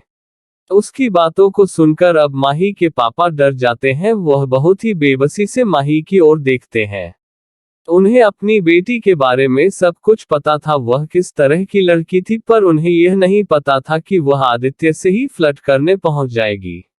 उन्होंने उसे आदित्य के बारे में समझाया भी था, लेकिन आज अपनी खराब आदतों की वजह से वह इतनी बुरी तरह से फंस गई थी, अब वह कुछ नहीं कर सकते थे। वही तुरंत कुछ गार्ड जाकर माही और उसके पिता को वहां से लेकर चले जाते हैं। वही साइना ये सब कुछ देखकर बिल्कुल ही डर जाती है। अब तो वह भूलकर भी आदित्य के पास भटकने की हिम्मत नहीं करेगी। वही शोरगुल सुनकर शरण और विनोद भी उससे और आ जाते हैं। वह लोग चाहत को अपनी फैमिली के पास छोड़ दिए थे, इसलिए उन्हें चाहत की टेंशन नहीं थी। जैसे ही वह लोग यहाँ आते हैं तो यहाँ का सारा माजरा देखकर दंग रह जाते हैं। उन्हें भी अच्छे से पता था आदित्य किस टाइप का है, उसे लड़की के लिए अफसोस हो रहा था, पर वह कुछ नहीं कर सकते थे। वह उसकी अपनी गलती थी। अगर वह ऐसा ना करती तो आज उसकी हालत यह न होती। वह लोग आदित्य के पास जाते हैं और उसे शांत रहने को कहते हैं। आदित्य का ये रोज का था, इस वजह से वह तुरंत ही उससे बात को इग्नोर कर देता है। वह लोग अब बिजनेस की बातें करने लगते हैं। तब तक मैं वहां कुछ और भी बिजनेसमैन आ जाते हैं। यहाँ दूसरी तरफ साइना वहां से चुपचाप निकलकर अपने फैमिली के पास आ जाती है। तभी वह देखी है कि दादाजी किसी से बात कर रहे हैं। वह देखी है कि उसे लड़की ने बहुत ही प्यारी सी ड्रेस पहन रखी है। वह ड्रेस साइना को बहुत ही ज्यादा पसंद आती है। वह अपने भाई और मॉम डैड को उसे और दिखाती है और कहती है कि देखो ना दादाजी किससे बातें कर रहे हैं। वहीं उन लोगों की भी नजरें उसे लड़की पर पड़ती है। वह लोग सोचते हैं कि जरूर ही यह कोई बड़ी घर की बेटी होगी, तभी तो इतने महंगे कपड़े पहने हैं। वह लोग भी उसे अपना परिचय बनाने के लिए दादाजी की ओर चल देते हैं। उन्हें थोड़ा भी नहीं अंदाजा था कि पीछे से दिख रही है लड़की चाहत है। अभी थोड़ी देर पहले ही चाहत को दादाजी दिख गए थे, इसलिए चाहत उन सब से एक्सक्यूज बोलकर दादाजी से मिलने चली आई थी, क्योंकि उसे अच्छे से पता था कि दादाजी उसके लिए परेशान होंगे। जैसे ही दादाजी उसे देखते हैं तो खुश हो जाते हैं। आज उनकी पोती सच में बिल्कुल परी लग रही थी। वह तुरंत ही चाहत को गले से लगा लेते हैं और बोलते हैं, बच्चा तुम ठीक हो। फिर दादाजी अपनी रोनी सी आवाज में बोलते हैं, बच्चा मुझे माफ कर देना, मैं उन लोगों से तुम्हें नहीं बचा पाया। मैं उसे वक्त अगर घर पर होता तो उन लोगों को तुम्हारे साथ ऐसा कभी न करने देता। मैं तुम्हारी हिफाजत नहीं कर पाया। वही दादाजी की बातों को सुनकर चाहत उन्हें शांत करती है और बोलती है कि दादाजी आप शांत रहिए, मुझे कुछ नहीं हुआ है। थोड़ी देर में ही मेरे दोस्तों ने मुझे वहां से निकाल लिया था, इस वजह से आप टेंशन ना लीजिए। वही दादाजी बोलते हैं कि बच्चा तुम कहाँ हो, क्या तुम्हें रहने में कोई दिक्कत हो रही है? अगर ऐसा है तो मैं तुम्हारे लिए एक अलग से घर खरीद देता हूँ, क्योंकि अब मैं खुद नहीं चाहूंगा कि तुम उन लोगों के साथ रहो। मैं तुम्हें वहां हर दिन घट घट कर जीते नहीं देख सकता हूँ। दादाजी की बातों को सुनकर चाहत बोलती है कि दादाजी इस वक्त मैं अपनी दोस्त के साथ हूँ, इसलिए आपको मेरी परवाह करने की जरूरत नहीं है। आप बिल्कुल टेंशन फ्री हो जाए, वह बहुत अच्छी है। हम लोग बचपन से ही एक साथ रहे हैं, इसलिए वह मेरा बहुत ध्यान रखती है। वही उसकी बातों को सुनकर दादाजी को थोड़ा रिलैक्स फील होता है। वह प्यार से चाहत के सर पर हाथ फेरते हुए बोलते हैं कि चलो बच्चा, मैं तुम्हें अपने कुछ दोस्तों से मिला देता हूं, जिससे तुम्हें बिजनेस करने में आसानी हो जाएगी। वही दादाजी की बातें सुनकर चाहत को समझ नहीं आता कि वह दादाजी से क्या बोले। दादाजी उसे अपने दोस्तों से मिलना चाहते हैं। यहाँ लोग खुद उससे मिलने के लिए परेशान हैं। वह कुछ बोलती इससे पहले ही वहां पर कपूर फैमिली आ जाती है। आलोक जी दादाजी को देखकर बोलते हैं, अरे पापा आप कहाँ चले गए थे? हम लोग कब से आपको ढूंढ रहे थे। वही दादाजी अपने बेटे को ऐसे दिखते हैं जैसे वह दुनिया के कितने बड़े बेवकूफ को देख रहे हो। क्या ये लोग वही नहीं थे जो उन्हें अकेले बाहर छोड़कर चले आए थे, और अब ऐसे बोल रहे हैं जैसे उनसे ज्यादा परवाह दुनिया में किसी को ना हो। वही अभी चाहत की पीठ उन लोगों के तरफ थी, तभी सात्विक बोलता है कि दादाजी यह कौन है, क्या आप हमें इससे नहीं मिलेंगे? साथ एक ही बातों को सुनकर दादाजी के होठों पर मुस्कुराहट आ जाती है। दादाजी व्यंग्य से बोलते हैं, क्या तुम सच में इससे मिलना चाहते हो? पर मुझे नहीं लगता कि वह तुमसे मिलना चाहेगी। दादाजी की बातों को सुनकर सात्विक का मुंह बन जाता है। वह सोचता है कि दादाजी कैसे किसी के सामने उसकी इंसल्ट कर सकते हैं, लेकिन तभी साइना तुरंत ही दादाजी की दूसरी ओर जाकर उसे लड़की का चेहरा देखना चाहती है, क्योंकि उसे भी उसे लड़की से दोस्ती करनी थी। आखिर में बड़े घरों में दोस्ती करना भला उसे क्यों नहीं पसंद होगा, लेकिन जैसे ही वह अपने सामने चाहत को देखते हैं तो उसका खून ही खोल जाता है। बिल्कुल भी बर्दाश्त नहीं हो रहा था कि चाहत इतने महंगे कपड़े पहनकर यहाँ पर आई थी। ऊपर से आज चाहत बहुत ही ज्यादा खूबसूरत लग रही थी, जिस वजह से साइना तो जलन के मारे मेरी जा रही थी। साइना खुद को कंट्रोल नहीं कर पाती है और वह गुस्से में बोलती है कि चाहत तुम यहाँ क्या कर रही हो। जैसे ही वह लोग साइना के मुंह से चाहत नाम सुनते हैं तो वह चाहत की ओर देखने लगते हैं। उन्हें यकीन नहीं हो रहा था कि बिना दादाजी के चाहत को यहाँ एंट्री कैसे मिल गई। उन लोगों ने तो सोचा था कि अब चाहत यहाँ नहीं आ पाएगी, लेकिन ये लड़की यहाँ कैसे आ गई। वही चाहत जैसे ही उन लोगों को देखते हैं तो कहती है, कितनी गंदी बात है ना, तुम लोगों ने तो मुझे कहा था कि मुझे देखकर पहचानोगे भी नहीं, और आज यहाँ मुझे देखते ही पीछे पीछे यहाँ मेरे पास पहुंच गए। उसकी बातों को सुनकर सात्विक को बहुत ज्यादा गुस्सा आता है। वह गुस्से में बोलता है कि हमारा तुमसे कोई रिश्ता नहीं है और हम यहाँ कोई तुम्हारे लिए नहीं आए हैं, हम तो यहाँ दादाजी के लिए आए हैं। हमें उनकी फिक्र हो रही थी क्योंकि बहुत देर तक दादाजी हमें नहीं दिखे थे। सात्विक को इस तरह बात बनाते देखकर चाहत के होठों पर मुस्कुराहट आ जाती है। वह बोलती है कि झूठ बोलना भी तो सलीके से नहीं आता, तुम्हें पता नहीं कैसे बिजनेस करते हो। उसकी बातों को सुनकर सात्विक को बहुत ज्यादा गुस्सा आता है। वह चाहत पर चिल्लाना चाहता था पर वह यहाँ ऐसा कुछ भी नहीं कर सकता था। वही साइना देखी है कि अब उसका भाई चुप हो गया है तो वह तुरंत ही बोलती है, वैसे चाहत तुम्हें अंदर एंट्री कैसे मिल गई, कहीं तुमने कोई बुरा बॉयफ्रेंड तो नहीं बना लिया है, वरना तुम्हें तो पता है यह ओबरॉय की पार्टी है। यहाँ पर तुम जैसे अरे गेरे लोगों को अंदर कैसे आने मिला। उसकी बातों को सुनकर आप सब चाहत की ओर देखने लगते हैं क्योंकि सबको जानना था कि चाहत को एंट्री कैसे मिली। वही चाहत साइना से बोलता है, मुझे तुम्हारे सवालों के जवाब देने में कोई इंटरेस्ट नहीं है, इसलिए अपना यह सदा सा मुंह बंद रखा करो। जब भी खोलते हो तो इसमें से बदबू आती है।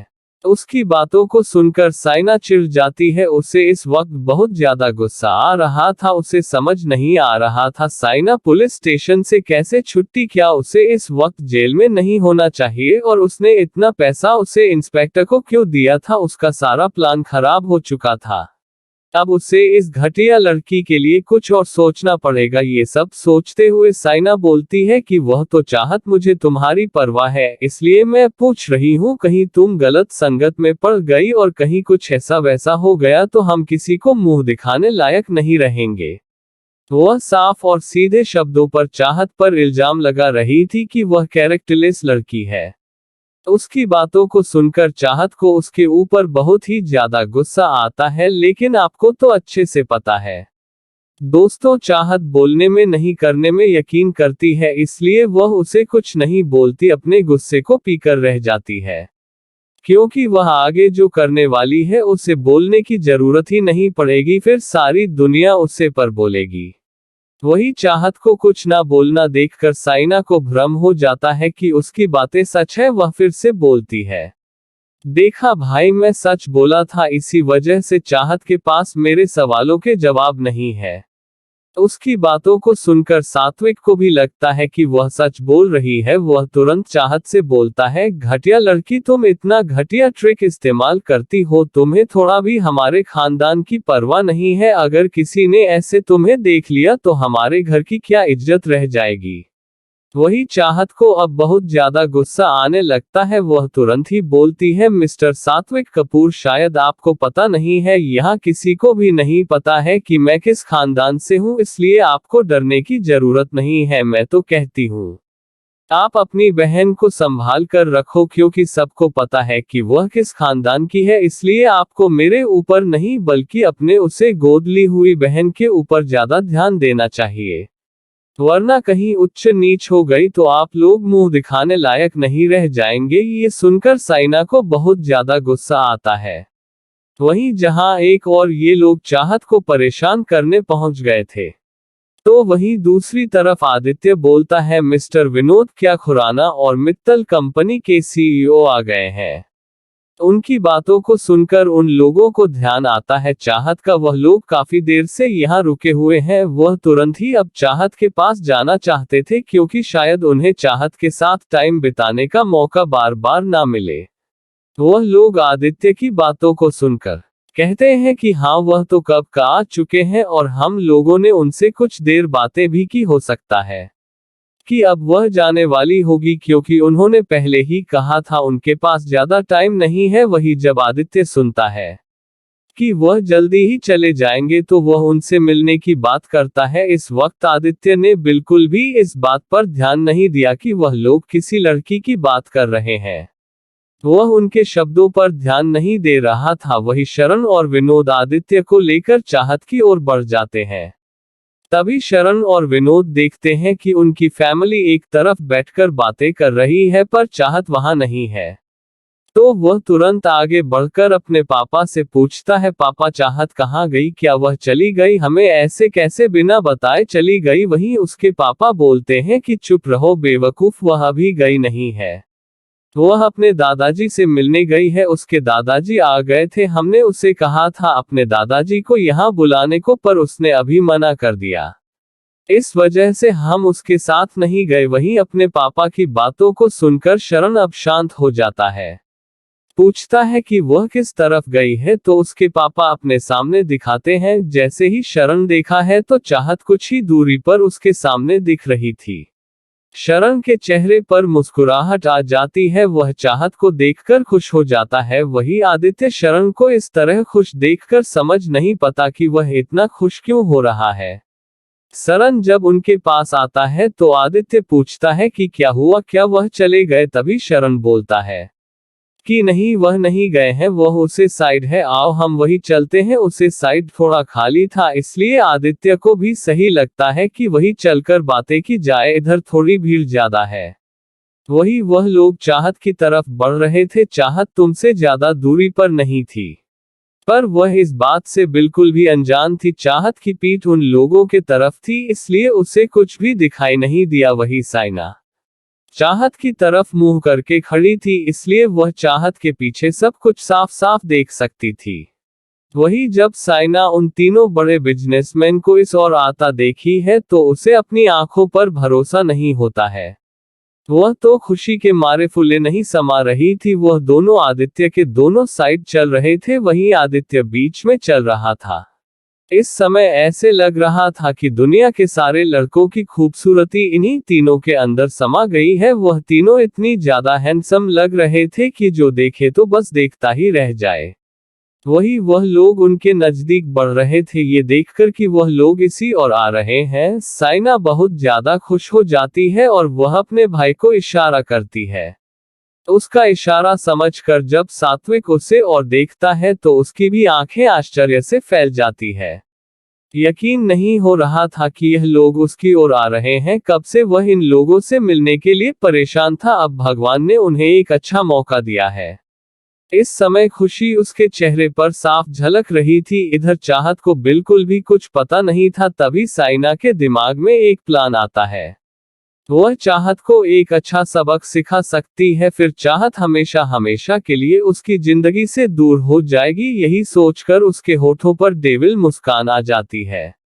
वह लोग हम बिल्कुल ही करीब पहुंच गए थे। वही साइना जल्दी से चाहत के साइड जाती है। देखने में ऐसा लग रहा था कि मानो वह बस बगल से गुजर रही है, पर वह चाहत को जोर से धक्का देती है जिससे चाहत सीधा जाकर आदित्य के सीने से टकराती है। धक्का इतनी जोर का था कि चाहत खुद को नहीं बचा पाए और वह लड़खड़ा गई और सीधा आदित्य से टकराए। वही अचानक से किसी लड़की के टकराने पर आदित्य की आंखें गुस्से की वजह से बंद हो जाती है, फिर भी पता नहीं क्यों उसका हाथ अपने आप उसे लड़की को गिरने से बचा लेता है। इस वक्त आदित्य के चेहरे पर बहुत ज्यादा गुस्सा दिख रहा था। वही शरण और मिस्टर विनोद तो ये सब देखकर घबरा जाते हैं, क्योंकि अभी कुछ देर पहले उन्होंने देखा था आदित्य ने उसे लड़की के साथ क्या किया था। उन्हें अब चाहत के लिए डर लगने लगा था, क्योंकि उन्हें अच्छे से पता था कि चाहत चाहे जो कोई हो पर आदित्य अपने गुस्से के आगे किसी को नहीं देखता।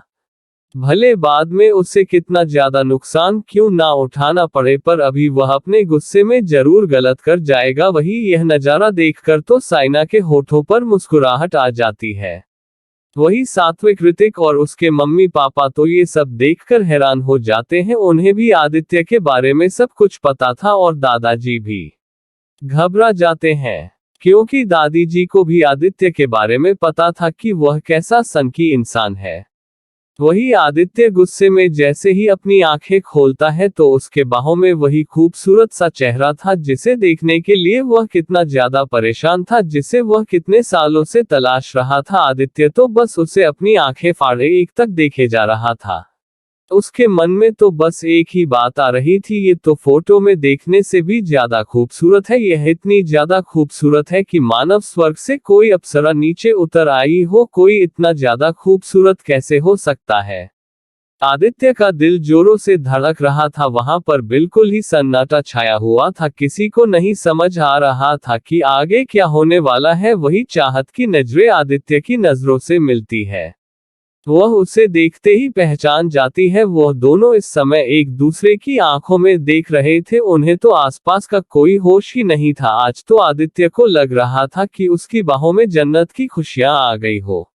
वह चाहत को पूरी जिंदगी इसी तरह अपनी बाहों में रखना चाहता था। उसके मात्रा पास होने से ही उसके दिल में सुकून भर गया था। सभी अचानक से शरण आगे बढ़कर आदित्य की बाहों में झूल रही चाहत को उठता है और सीधा खड़ा करता है और घबराते हुए बोलता है, बच्चा आपको कहीं लगी तो नहीं? वही विनोद भी जल्दी से आगे बढ़कर चाहत को चारों तरफ से देखने लगता है। वही जैसे ही आदित्य के हाथों से चाहत को अलग किया जाता है, मानव आदित्य की दुनिया ही खाली हो गई। उसे एक अजीब सा एहसास होता है तो गुस्से से विनोद और शरण को देखने लगता है। इस समय उसकी आंखों में बहुत ज्यादा गुस्सा था। ऐसा लग रहा था मानो वह दोनों को जला देगा। वही जब शरण और विनोद को लगता है उन पर किसी की गहरी नजर है तो वह मुड़कर आदित्य की तरफ देखते हैं तो उसे देखकर एक बार डर जाते हैं।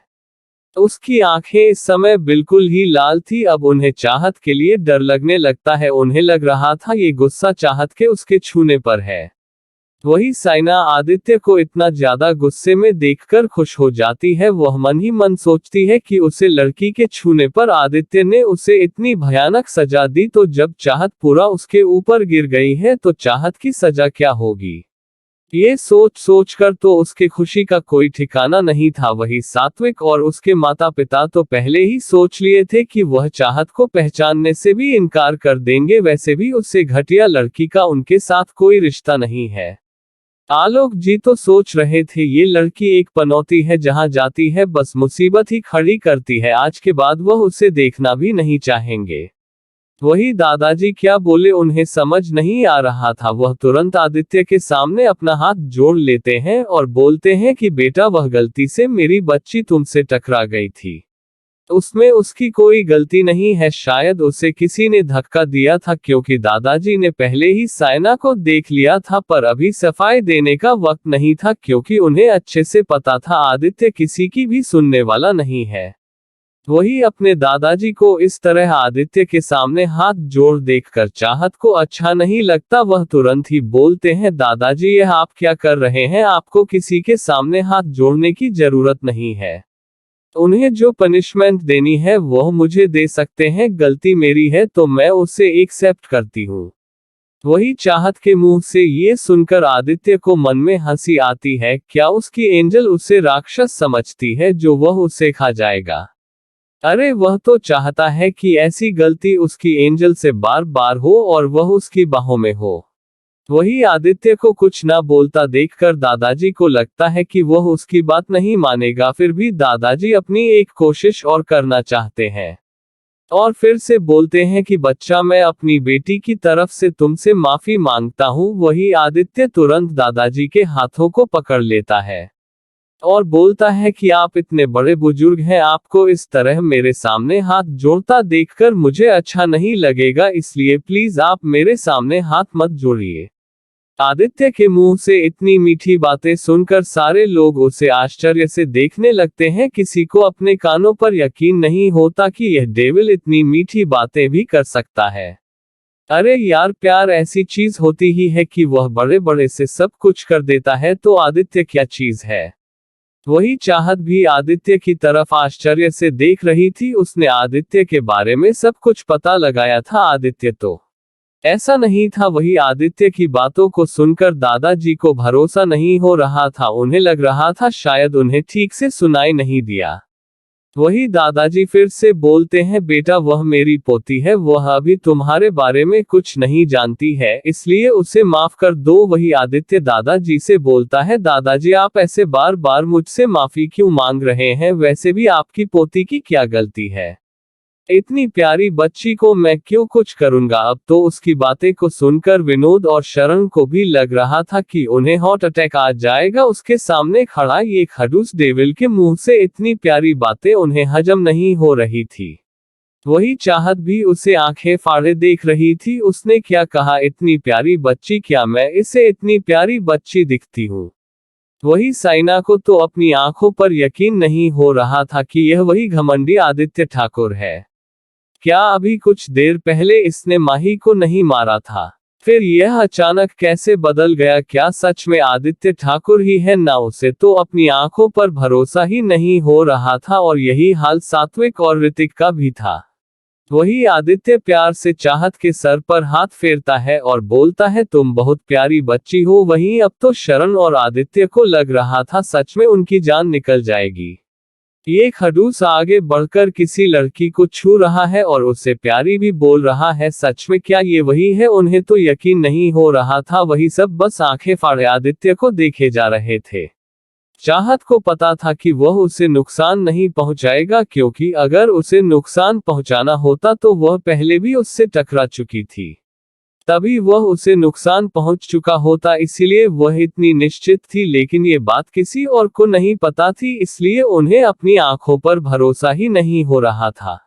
आदित्य का तो बस मन कर रहा था कि किसी तरह से अपनी एंजल को अपनी बाहों में भर ले, पर यहाँ पर उसके परिवार वाले थे। पर आदित्य को इस बात से बहुत ज्यादा खुशी थी कि उसे अब अपनी एंजल के बारे में सब कुछ पता चल गया कि वह कपूर खानदान की लड़की है, क्योंकि वह दादाजी को अच्छे से पहचानता था। दादाजी का भी बिजनेस में अपने समय पर अच्छा नाम था और कभी कभी दादाजी काम के सिलसिले में उसके कंपनी भी आया करते थे, पर उसे बिल्कुल नहीं पता था यह उसके एंजल के दादाजी थे। नहीं तो वह पहले ही अपनी एंजल को ढूंढ लेता और उसे अपना बना लेता। पर कोई बात नहीं, अब वह उसे अपना बना लेगा।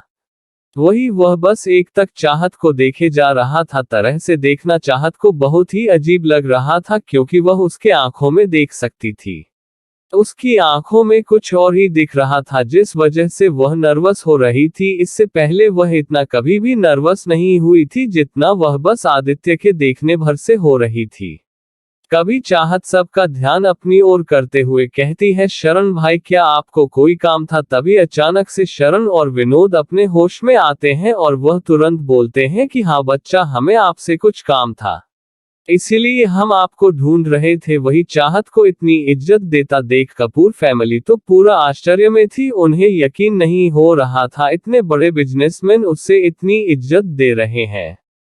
और वही आदित्य कपूर, जो किसी को आंख उठाकर भी नहीं देखा, वह कैसे चाहत को देख रहा था।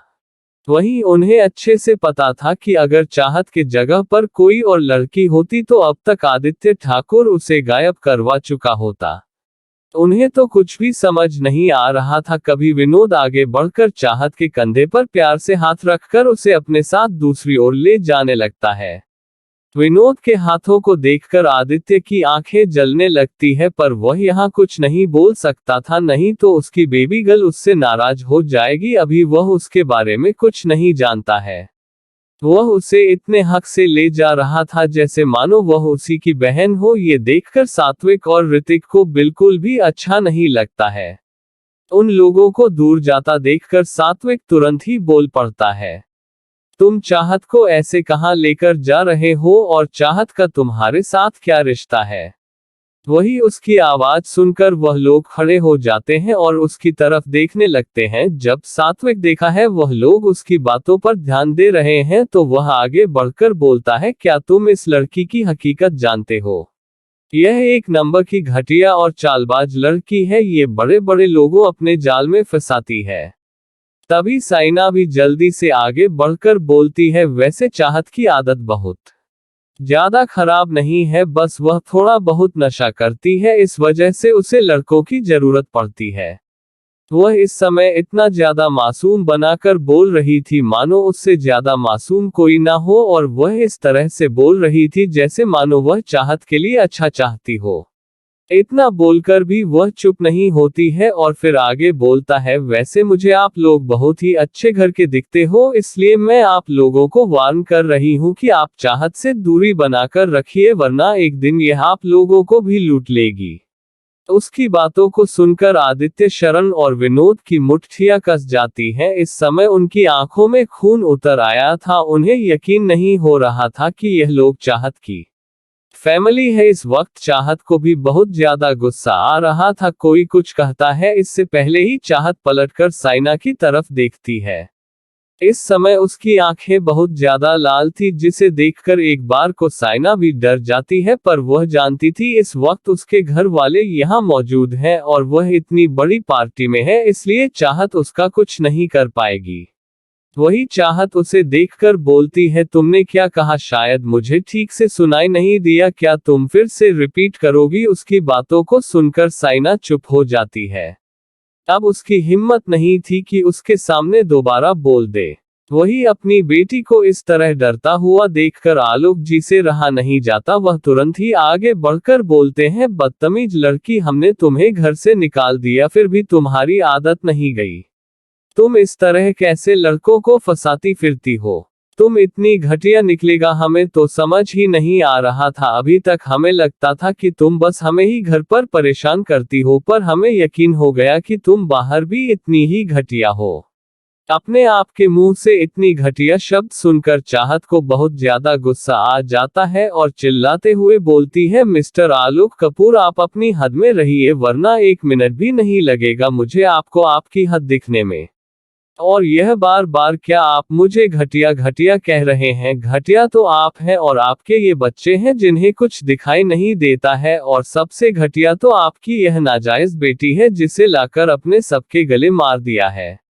उसकी बातों को सुनकर आलोक जी के गुस्से का कोई ठिकाना नहीं रहता। वह तुरंत ही अपना हाथ उठाकर चाहत को मारना चाहते थे। जैसे ही वह अपना हाथ उठाते हैं तो शरण, विनोद और आदित्य तुरंत ही उनके हाथ को रोक लेते हैं। दादाजी को ये देखकर बहुत ही अच्छा लगता है। अब उसकी बच्ची को बचाने के लिए ये तीन तीन हाथ सामने आ चुके थे, और वह कोई मामूली हाथ नहीं थे। दादाजी को यकीन हो गया था कि उनकी बच्ची अब बिल्कुल सेफ हाथों में है। वही आदित्य तुरंत ही आलोक जी के हाथों को मरोड़ते हुए नीचे कर देता है। इस समय आलोक जी के हाथों में बेइंतहा दर्द होता है, उनके मुंह से हल्की सी चीख निकल जाती है। वह इस पार्टी में बहुत ज्यादा जोर से चिल्ला कर अपनी इंसल्ट नहीं करवाना चाहते थे, पर दर्द इतना ज्यादा था कि ना चाहते हुए भी उनके मुंह से आवाज निकल जाती है। वही विनोद आगे बढ़कर उनके गालों पर एक थप्पड़ मारना चाहता था, लेकिन चाहत उन्हें तुरंत ही मना कर देती है। वह बोलती है कि भाई, इन्हें करने से कुछ नहीं होगा, ये लोग लातों के भूत हैं, हाथों से नहीं मानेंगे। इनके लिए मैंने तो एक बहुत ही बाद सरप्राइज प्लान किया है, बस मुझे आपकी पार्टी कुछ देर के लिए उधार चाहिए। उसकी बातों को सुनकर किसी को कुछ समझ नहीं आता। मिस्टर विनोद बोलते हैं कि बच्चा, कुछ देर के लिए नहीं, तुम ये पार्टी पूरी ले सकती हो, तुम्हारे लिए तो जान भी हाजिर है। मिस्टर विनोद की बातों को सुनकर किसी को समझ नहीं आता कि आखिर में विनोद और चाहत का रिश्ता क्या है, लेकिन उन्हें इतना समझ आ गया था कि अगर उन लोगों ने चाहत को कुछ किया तो ये तीनों लोग उन्हें नहीं छोड़ेंगे। और ये तीनों कोई आम इंसान नहीं है, ये चाहेंगे तो एक ही मिनट में उन्हें बैंकक्रप्ट कर देंगे। इसलिए अब कोई कुछ नहीं बोलना, लेकिन उनके मन में चाहत के प्रति नफरत भरी थी। वही चाहत उन्हें एक विनिंग स्माइल देते हुए अपना फोन निकलती है और कुछ मैसेज टाइप करती है। तभी वहां लगे एक बड़े स्क्रीन पर कुछ वीडियो चलने लगती है। वह स्क्रीन हॉल के बीचों बीच लगा था और इतना बड़ा था कि दूर दूर से भी सबको दिखाई दे। उसमें एक वीडियो चलती है जिसमें एक लड़की लगभग 13 साल की पानी के किनारे खड़ी थी। वह एक स्विमिंग पूल था। उसका चेहरा दिखता है, वह कोई और नहीं बल्कि छोटी सी चाहत थी। तभी थोड़ी ही देर में उसके पीछे बहुत ही धीरे धीरे एक दूसरी लड़की आती है। वह दबे पर उसके पीछे पीछे आ रही थी और उससे जोर से धक्का देना चाहती है, लेकिन तभी अचानक से चाहत वहां से हट जाती है और वह लड़की सीधा स्विमिंग पूल में जाकर गिरती है और जोर जोर से चिल्लाने लगती है। तभी तुरंत वहां एक लड़का भागकर आता है। वह तुरंत ही पूल में कूदकर उसे बाहर निकलता है और फिर जाकर चाहत के गालों पर जोर जोर से 3 से 4 थप्पड़ लगता है। छोटी चाहत अपने गालों पर हाथ रखकर रोने लगती है। वह बार बार रोते हुए बोल रही थी, मैं नहीं धक्का दिया, मुझे तो पता भी नहीं कि दी कब यहाँ आ गई। वह बार बार बोल रही थी। तभी वहां पर घर के सारे लोग आ जाते हैं। चाहत अभी रो रही थी और उनसे बोल रही थी, लेकिन कोई उसकी बातों पर भरोसा नहीं करता और वह लोग भी जाकर चाहत को करने लगते हैं। तभी सीन कट जाता है। फिर एक दूसरा सीन चलता है। चाहत ऊपर खड़ी थी, शायद वह किसी छत की बालकनी पर थी और तभी वह लड़की फिर से उसके पीछे आती है और एक बार फिर उसे धक्का देने को होती है, लेकिन इस बार भी चाहत साइड हटकर नीचे गिरे कुछ सामान को उठाने लगती है, जिससे वह लड़की सीधा जाकर रेलिंग से टकराती है और नीचे गिरने लगती है। चाहत उसे जल्दी से जाकर बढ़ाने की कोशिश करती है, पर वह लड़की पूरी तरह से नीचे लटक चुकी थी और चाहत के छोटे हाथ उसे मजबूती से पकड़ नहीं पाए। थोड़ी देर स्ट्रगल करने के बाद वह लड़की आखिर में नीचे गिर जाती है। इसी तरह एक एक कर कई सीन चलते हैं, जिसमें साफ साफ दिख रहा था कि हर बार गलती उसे लड़की की थी। वह लड़की और कोई नहीं साइना थी, लेकिन मार चाहत को पढ़ाती थी। तभी कुछ दिन पहले हुए हादसे का सीन देता है। क्या और उसकी दोनों सर्वेंट सीढ़ी पर कुछ गिर रही थी। फिर उसके बाद साइना घर से चली जाती है। तभी चाहत अपने रूम से बाहर निकलती है और उसे देखते ही वह दूसरी सर्वेंट तेजी से उसकी ओर बढ़ने लगती है। फिर वह अपनी पूरी ताकत के साथ उसे धक्का देती है, लेकिन चाहत सीधी की रेलिंग पकड़कर लटक जाती है और वह सर्वेंट नीचे गिर जाती है, जिससे उसे बहुत ज्यादा चोट लगता है। फिर साइना के रूम का सीन चलता है, जिसमें साइना पागलों की तरह चिल्ला रही थी, खुद ही कबूल कर रही थी और वह बता रही थी किस तरह वह अपने बाप की नाजायज औलाद है, जिसे गुस्से की वजह से उसकी मां ने किरण जी के बच्चे से बदल दिया था और किरण जी के बच्चे को ले जाकर जंगल में फेंक दिया था। फिर तभी एक सीन चलता है। ये सीन इस वक्त का था जब साइना अपने बॉयफ्रेंड के साथ लव मेकिंग कर रही थी। फिर दूसरा सीन चलता है। इस वक्त साइना किसी और लड़के के साथ थी, वह भी ऐसी हालत में थी कि उसे देखकर सबकी नजरें झुक जाती है। फिर दूसरा सीन चलता है, उसमें भी साइना अब किसी और के साथ नजर आ रही थी। इतना सब कुछ देखकर साइना पागलों की तरह चिल्लाने लगती है। उसे यकीन नहीं हो रहा था कि यह सारे सबूत चाहत के पास थे और उसने इस पूरे भर समाज में सबके सामने दिखाया है। वह जोर जोर से चिल्ला रही थी, नीच घटिया लड़की, मैं तेरी जान ले लूंगी, तू मेरे साथ ऐसे कैसे कर सकती है। अपने भाई और अपने माँ पापा से रो रो कर बोल रही थी, भाई ये सब मैं नहीं हूँ, ये घटिया लड़की की चाल है, ये सब मैं नहीं हूँ, ये इसकी साजिश है। वहीं अब तक के इतने सीन को पहले तो किसी को कुछ समझ नहीं आया था, लेकिन धीरे धीरे अब सबको समझ आ चुका था। वही सब लोग अपनी गंदी नजरों से साइना को देख रहे थे। वही औरतें तो बोलना शुरू कर दी थी, कितनी घटिया लड़की है, इसके माँ बाप ने इसे कितना घटिया संस्कार दिया है, इसे तो मार मार कर जेल भेज देना चाहिए। छोटी सी होकर कितना ज्यादा खतरनाक थी है, तो अब इतनी बड़ी होकर कितना खतरनाक हो चुकी होगी। बताओ, इतनी छोटी बच्ची को इसने कितनी बार जान से मारने की कोशिश की है। वह तो भला करे भगवान उससे बच्ची का, जो बार बार उसकी जान बच जाती थी। सब लोग उसके माँ बाप को कहने लगते हैं कि कितने घटिया माँ बाप है, या लोग जो अपनी ही बच्चे पर भरोसा नहीं करते हैं। बाकी के लोग तो उसके दोनों भाइयों को गाली देने लगते हैं। इतनी घटिया भाई होने से अच्छा है कि मर जाओ तुम लोग। अरे तुम लोग भाई कहने के लायक भी हो, बस बार बार उसे बच्चों को मारते ही रहते थे। वही साइना अभी चिल्लाई जा रही थी, मॉम डैड ये मैं नहीं हूँ, ये सब चाहत है, ये वीडियो एडिट की गई है। लेकिन साथी की नजर उसे वीडियो के डेट पर थी, वह समझ चुका था। कि यह वीडियो चाहत के पास बहुत समय से है, पर उसने उन लोगों को नहीं दिखाए। अगर वह उन लोगों को पहले ही दिखा देती तो वह लोग साइना की सच्चाई को जान जाते। सभी सात्विक चाहत से बोलता है, तुम हमें यह वीडियो पहले भी दिखा सकती थी, तुमने ऐसा पहले क्यों नहीं किया। चाहत उसकी तरफ देखकर व्यंग भरी मुस्कान से बोलती है, क्या सच में तुम्हें मेरी बातों पर भरोसा होता? अगर होता तो तुम पहले ही भरोसा कर चुके होते। मैं तो हर बार रो रो कर तुमसे यही कहती थी कि मैंने यह नहीं किया, लेकिन तुमने एक बार भी मुझ पर भरोसा किया था। फिर आज तुम किस मुंह से बोल रहे हो? मिस्टर सात्विक कपूर, तुम बोलने लायक नहीं हो।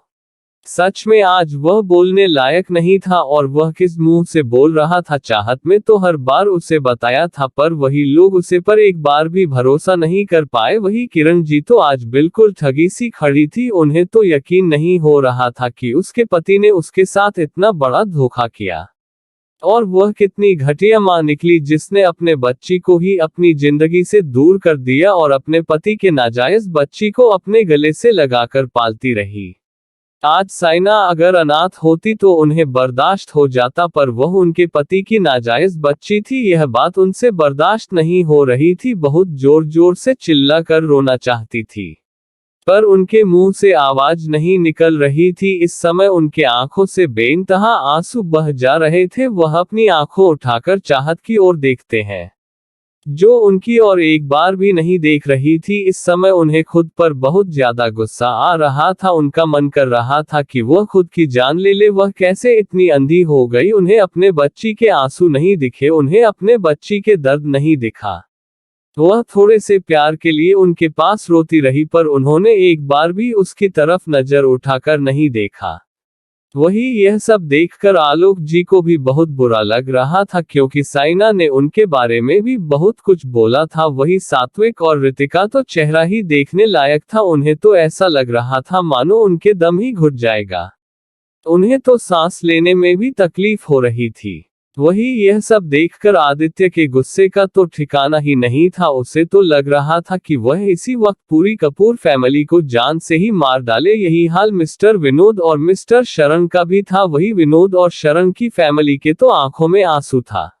वह चाहत की तरफ ममता भरी नजरों से देख रहे थे। उसे बच्ची ने कितना कुछ झेला था, उसका अपना परिवार ही उसके साथ इतना खराब व्यवहार करता था, यहाँ तक कि उसे इतनी बुरी तरह से टॉर्चर भी किया जाता था। ये सब सोचकर उनके आंखों से तो आंसू ही नहीं बंद हो रहे थे।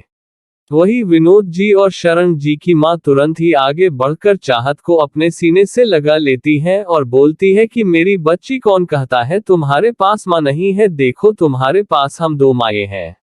हम तुम्हें बहुत प्यार देंगे, इतना प्यार करेंगे कि तुम अपने पिछले दर्द को भूल जाओगी। वही आज दादाजी के चेहरे पर मुस्कुराहट थी। यह सब कुछ वह शुरू से ही देखते आ रहे थे। आज भले ही उनके घर की इज्जत मिट्टी में मिल गई, पर उन्हें इसके लिए बिल्कुल भी अफसोस नहीं था। सही मायने में चाहत ने जो किया उसके लिए वह बहुत ही ज्यादा खुश थे। वही चारों ओर से साइना को गालियां पड़ रही थी, यहाँ तक कि एक औरत आगे बढ़कर साइना के गालों पर जोरदार थप्पड़ मारती है और बोलती है कि तू नीचे लड़की, तुझे किसी की जिंदगी बर्बाद करने का हक किसने दिया? धीरे धीरे और भी औरतें आकर साइना को मारना शुरू कर देती हैं। किसी तरह साइना अपनी जान बचाकर वहां से भागती है। उसे समझ नहीं आ रहा था कि वह क्या करे। अगर आप चाहत उसके हाथों लग गई तो वह उसकी जान जरूर ले लेगी, क्योंकि अब उसकी जिंदगी तो बर्बाद हो गई थी। उसके पास खोने को कुछ नहीं था, लेकिन वह चाहत को भी नहीं छोड़ेगी। यही सोचते हुए वह किसी तरह वहां से निकल जाती है। वही किरण जी इतना बड़ा धोखा अपने पति का नहीं बर्दाश्त कर पाती। इतनी देर से खुद को संभाले हुए जमीन पे धमकी आवाज के साथ गिर जाती है। जैसे ही साथी की नजर उन पर पड़ती है तो वह जोर से मां चिल्ला कर दौड़ता है। ऋतिक भी उसके पीछे दौड़ता है। वही बगल में खड़े आलोक जी जल्दी से अपनी पत्नी को उठाने लगते हैं। बाकी सारे लोग वहां खड़े होकर तमाशा देख रहे थे। वही आदित्य चाहत को देख रहा था, क्या वह अपनी मां के पास जाएगी? पर चाहत में एक बार भी मुड़कर पीछे नहीं देखा। वह तुरंत ही आगे बढ़ गई। उसके पास एक नई फैमिली थी जो उसे बहुत ज्यादा प्यार करती थी, तो वह भला उससे घटिया फैमिली को क्यों देखोगी? दोस्तों, आप लोगों आपको क्या लगता है, क्या चाहत में ये सही किया? अगर आप उसकी जगह होते तो क्या करते? फिलहाल मैं तो उसकी जगह होती तो यही करती। चलिए आगे स्टोरी में बढ़ते हैं। आदित्य जब चाहत को आगे जाता हुआ देखा है तो उसके होठों पर मुस्कुराहट आ जाती है। उसे बस अपनी बेबी गर्ल ऐसी ही चाहिए थी, जो बुरे के साथ बुरा और अच्छे के साथ अच्छा हो। अगर आप चाहत मुड़कर अपनी माँ के पास जाती तो शायद आदित्य को उसे पर गुस्सा आ जाता, पर अब आदित्य को अपनी एंजल पर प्यार आ रहा था। उसका मन कर रहा था कि वह जाकर उसे गले से लगा ले। भला वह क्यों पीछे रहे? वह भी तेजी से चाहत के पीछे चला जाता है और उसके पास जाकर उसे अपने गले से लगा लेता है। ये सब देखकर अब तो विनोद और शरण का परिवार आश्चर्य में पड़ जाता है। उन्हें यकीन नहीं हो रहा था कि आदित्य कभी किसी लड़की के पास भी जाएगा। वहीं कुछ दूरी पर आदित्य के डैड भी खड़े थे, जो ये सारा तमाशा देख रहे थे। अब तक जो कुछ भी हुआ उन्होंने भी देखा था, पर उन्हें कपूर फैमिली से कोई मतलब नहीं था, इसलिए वह इसमें ज्यादा कोई इंटरेस्ट नहीं लेते हैं। लेकिन अब जब उनका बेटा किसी लड़की को अपने गले से लग रहा था तो उनकी आंखें फटी की फटी रह जाती है। उन्हें तो यकीन ही नहीं हो रहा था कि यह उनका ही बेटा है। वह बार बार अपनी आंखों को मसल कर देखने लगते हैं कि सच में यह आदित्य ही है कि कोई और है। वही चाहत भी अब उसके गले से अपना सर निकालकर उसे आश्चर्य से देख रही थी। आदित्य ने जब उसे अपने सीने से लगाया था तो चाहत का दिल जोरों से धड़क रहा था। एक पल के लिए तो वह अपनी सारी तकलीफें ही भूल गई थी। आदित्य बाहों में उसे बहुत ही सुकून महसूस हो रहा था। ऐसा लग रहा था कि वह इन बाहों में बहुत ही ज्यादा सुरक्षित है। लेकिन जैसे ही उसे होश आता है तो वह आदित्य को देखने लगती है। इस समय आदित्य की आंखों में उसे बस प्यार नजर आ रहा था। आदित्य के चेहरे पर इस समय बहुत ही प्यारी सी स्माइल थी। आदित्य के डैड को तो यकीन ही नहीं हो रहा था कि यह उनका ही बेटा है। अब जब उनसे कंट्रोल नहीं होता तो वह भी धीरे धीरे करके आखिर में वहां पहुंच ही जाते हैं। वह भी जानना चाहते थे कि यह लड़की कौन है और क्या सच में आदित्य उसे पसंद करता है, क्योंकि उन्हें अब इतना तो अंदाजा लग गया था कि अगर आदित्य उसे पसंद ना करता तो वह उसे अपने आसपास भी नहीं भटकने देता। और उन्होंने तो अपनी आंखों से देखा था, आदित्य खुद आगे बढ़ाकर उसे अपने गले से लगाया था। इस समय तो उनका दिल खुशी से नाच रहा था। आखिर में कोई लड़की तो उनके बेटे को पसंद आई, चाहे लड़की कोई भी हो, किसी भी खानदान से हो, चाहे उसे कुछ आता जाता ना हो, बस वह एक लड़की है और उसके बेटे को पसंद है। उनके लिए तो बस इतना ही बहुत है।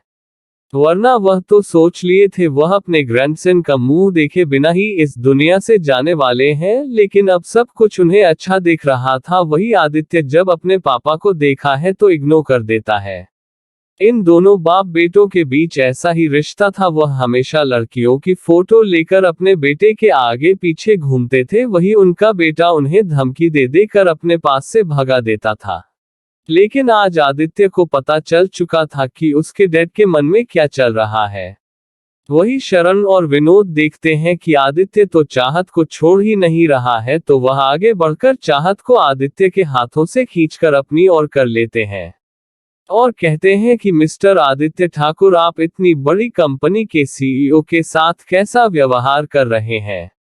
वही चाहत को अलग करने की वजह से आदित्य के आंखों में जो गुस्सा उतर आया था, अब उनकी बातों को सुनकर उनकी ओर अजीब तरह से देखने लगता है और बोलता है कि कौन सीईओ।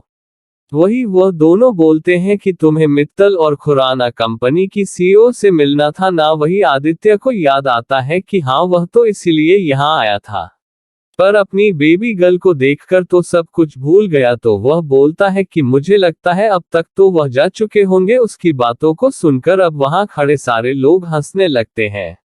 वही आदित्य और आदित्य के डैड को कुछ भी समझ नहीं आता, वह लोग क्यों उन पर हंस रहे हैं।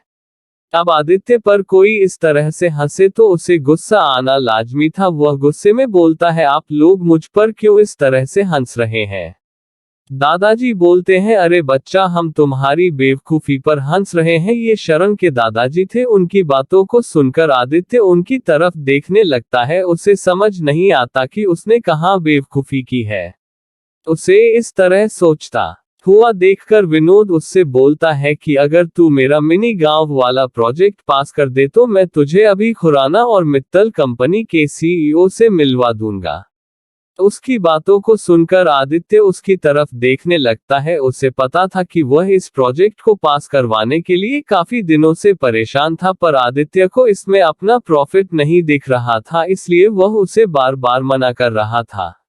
पर आज शरण और विनोद के पास एक अच्छा मौका था, तो वह इस मौके को कैसे जाने देता। वही आदित्य को उसे कंपनी के सीक्रेट सीईओ से मिलना था, इस वजह से वह उनकी बातों को मान जाता है और कहता है कि ठीक है, मैं तुम्हारे उसे प्रोजेक्ट को पास कर दूंगा, लेकिन याद रखना अगर तुम लोग आज मुझे उनसे नहीं मिले तो फिर कल के लिए यह ऑफर लागू नहीं होती है। वह सोचता है कि आज वह कहां से उन्हें ढूंढ कर लाएगी, क्योंकि इन्हीं ने तो बताया था कि वह जाने वाले हैं, अब तक तो काफी देर हो चुकी है। ये कहकर आदित्य मुस्कुराने लगता है। वही आदित्य की मुस्कुराहट को देखकर वह दोनों जोर जोर से हंसने लगते हैं। उन्हें इस तरह हंसता देखकर आदित्य की मुस्कुराहट गायब हो जाती है। अब उसे कुछ गड़बड़ होने का अंदाजा लग जाता है। तभी वह दोनों चाहत को आदित्य के सामने खड़ा कर देते हैं। आदित्य को कुछ भी समझ नहीं आता, वह उनकी तरफ देखने लगता है। वह जान जाते हैं कि आदित्य को समझ नहीं आया है, तो हंसते हुए बोलते हैं कि यह सामने खड़ी लड़की ही खुराना और मित्तल कंपनी की सीईओ है। ये सुनकर आदित्य के तो होश ही उड़ जाते हैं। वही आदित्य के डैड तो छोटी लड़की को देखने लगते हैं। उन्हें तो यकीन ही नहीं हो रहा था कि इतनी छोटी लड़की इतने बड़े कंपनी की सीईओ है। आदित्य को लगता है ये लोग अपना प्रोजेक्ट पास करने के लिए उसके साथ मजाक कर रहे हैं। तो वह उनसे कहता है कि मेरे साथ इतना घटिया मजाक करोगे तो तुम्हें पता है मैं तुम्हारा क्या करूंगा। वही उसकी बातों को सुनकर अब बाकी के सब लोग हंसने लगते हैं। वही आदित्य को फिर से कुछ गड़बड़ लगती है। सब लोग उसे पर क्यों इस तरह से हंस रहे हैं। वही विनोद जी के पापा और शरण के पापा आगे बढ़कर बोलते हैं, नहीं बेटा, वह दोनों सच बोल रहे हैं। जब हमें पता चला था तो हम भी बिल्कुल तुम्हारी तरह ही रिएक्ट कर रहे थे, लेकिन हमें यकीन हो गया है और तुम्हें भी कुछ देर में यकीन हो जाएगा। वही आदित्य को अभी किसी की बातों पर यकीन नहीं था। तभी वहां शरण लिया और जान को बुलाता है। वह लोग जैसे ही आते हैं तो आदित्य उन्हें देखकर पहचान जाता है। तभी वह दोनों चाहत को देखकर बोलते हैं, मैम क्या अब हमें चलना चाहिए। जब आदित्य उनके मुंह से चाहत को मैं कहता सुनता है तो अब जाकर उसे यकीन होता है कि यह लोग सच बोल रहे हैं। वह बड़े आश्चर्य के साथ चाहत को देखने लगता है। उसे यकीन नहीं हो रहा था कि उसकी छोटी सी मासूम सी एंजल इतनी बड़ी कंपनी की सीईओ है। वही आदित्य के डैड के खुशी का तो कोई ठिकाना नहीं था। आखिर में उनके बेटे की पसंद इतनी लाजवाब होगी। वह तो 7 जन्मों तक ऐसा रिश्ता ढूंढते तब भी न ढूंढ पाए, और उनके बेटे ने कितनी अच्छी लड़की पटाई है। तो दोस्तों अब आगे क्या होने वाला है। क्या चाहत आदित्य के प्यार को एक्सेप्ट करेगी, और आदित्य के घर वालों को जब ये पता चलेगा कि उनके बेटे लड़की पसंद की है वह कौन है, तो उनका क्या रिएक्शन होगा। वही चाहत की माँ और उसके भाई अब क्या करेंगे, और साइना अब आगे क्या करने वाली है। मैंने आप लोगों से कहा था कि आज 2 एपिसोड दूंगी, थोड़ा देर हो गई है, लेकिन मैंने आज मेहनत बहुत की है। सो आज मेरी मेहनत के लिए एक लाइक और सब्सक्राइब जरूर करना और कमेंट करके बताना स्टोरी कैसी लगी। दोस्तों ये स्टोरी मैं बहुत ही जल्दी खत्म करने वाली हूँ, इसलिए आप इस एपिसोड में लगातार बने रहे, क्योंकि मुझे इसकी हैप्पी एंडिंग करनी है। इसलिए अभी इसके कुछ और एपिसोड चलेंगे। वैसे मैं इस एपिसोड को और बड़ा बनाती, लेकिन कुछ दोस्तों ने कहा है कि एपिसोड को ज्यादा लंबा ना खींचे, इससे स्टोरी इंटरेस्टिंग नहीं लगती है। मुझे भी उनके ख्याल आज सही लगते हैं। एक ही स्टोरी को बहुत बड़ा नहीं बनना चाहिए। और भी नहीं स्टोरी नहीं सुन पाते हैं तो चलिए अपने उन दोस्तों की बात मानते हैं और इस स्टोरी को बहुत बड़ा नहीं बनाएंगे, लेकिन जब तक स्टोरी चल रही है आप लोग लास्ट तक बन रहे। जल्दी ही स्टोरी की हैप्पी एंडिंग होगी। आज के लिए बस इतना ही। मिलते हैं इस स्टोरी के नेक्स्ट एपिसोड में, तब तक के लिए आप सभी को धन्यवाद।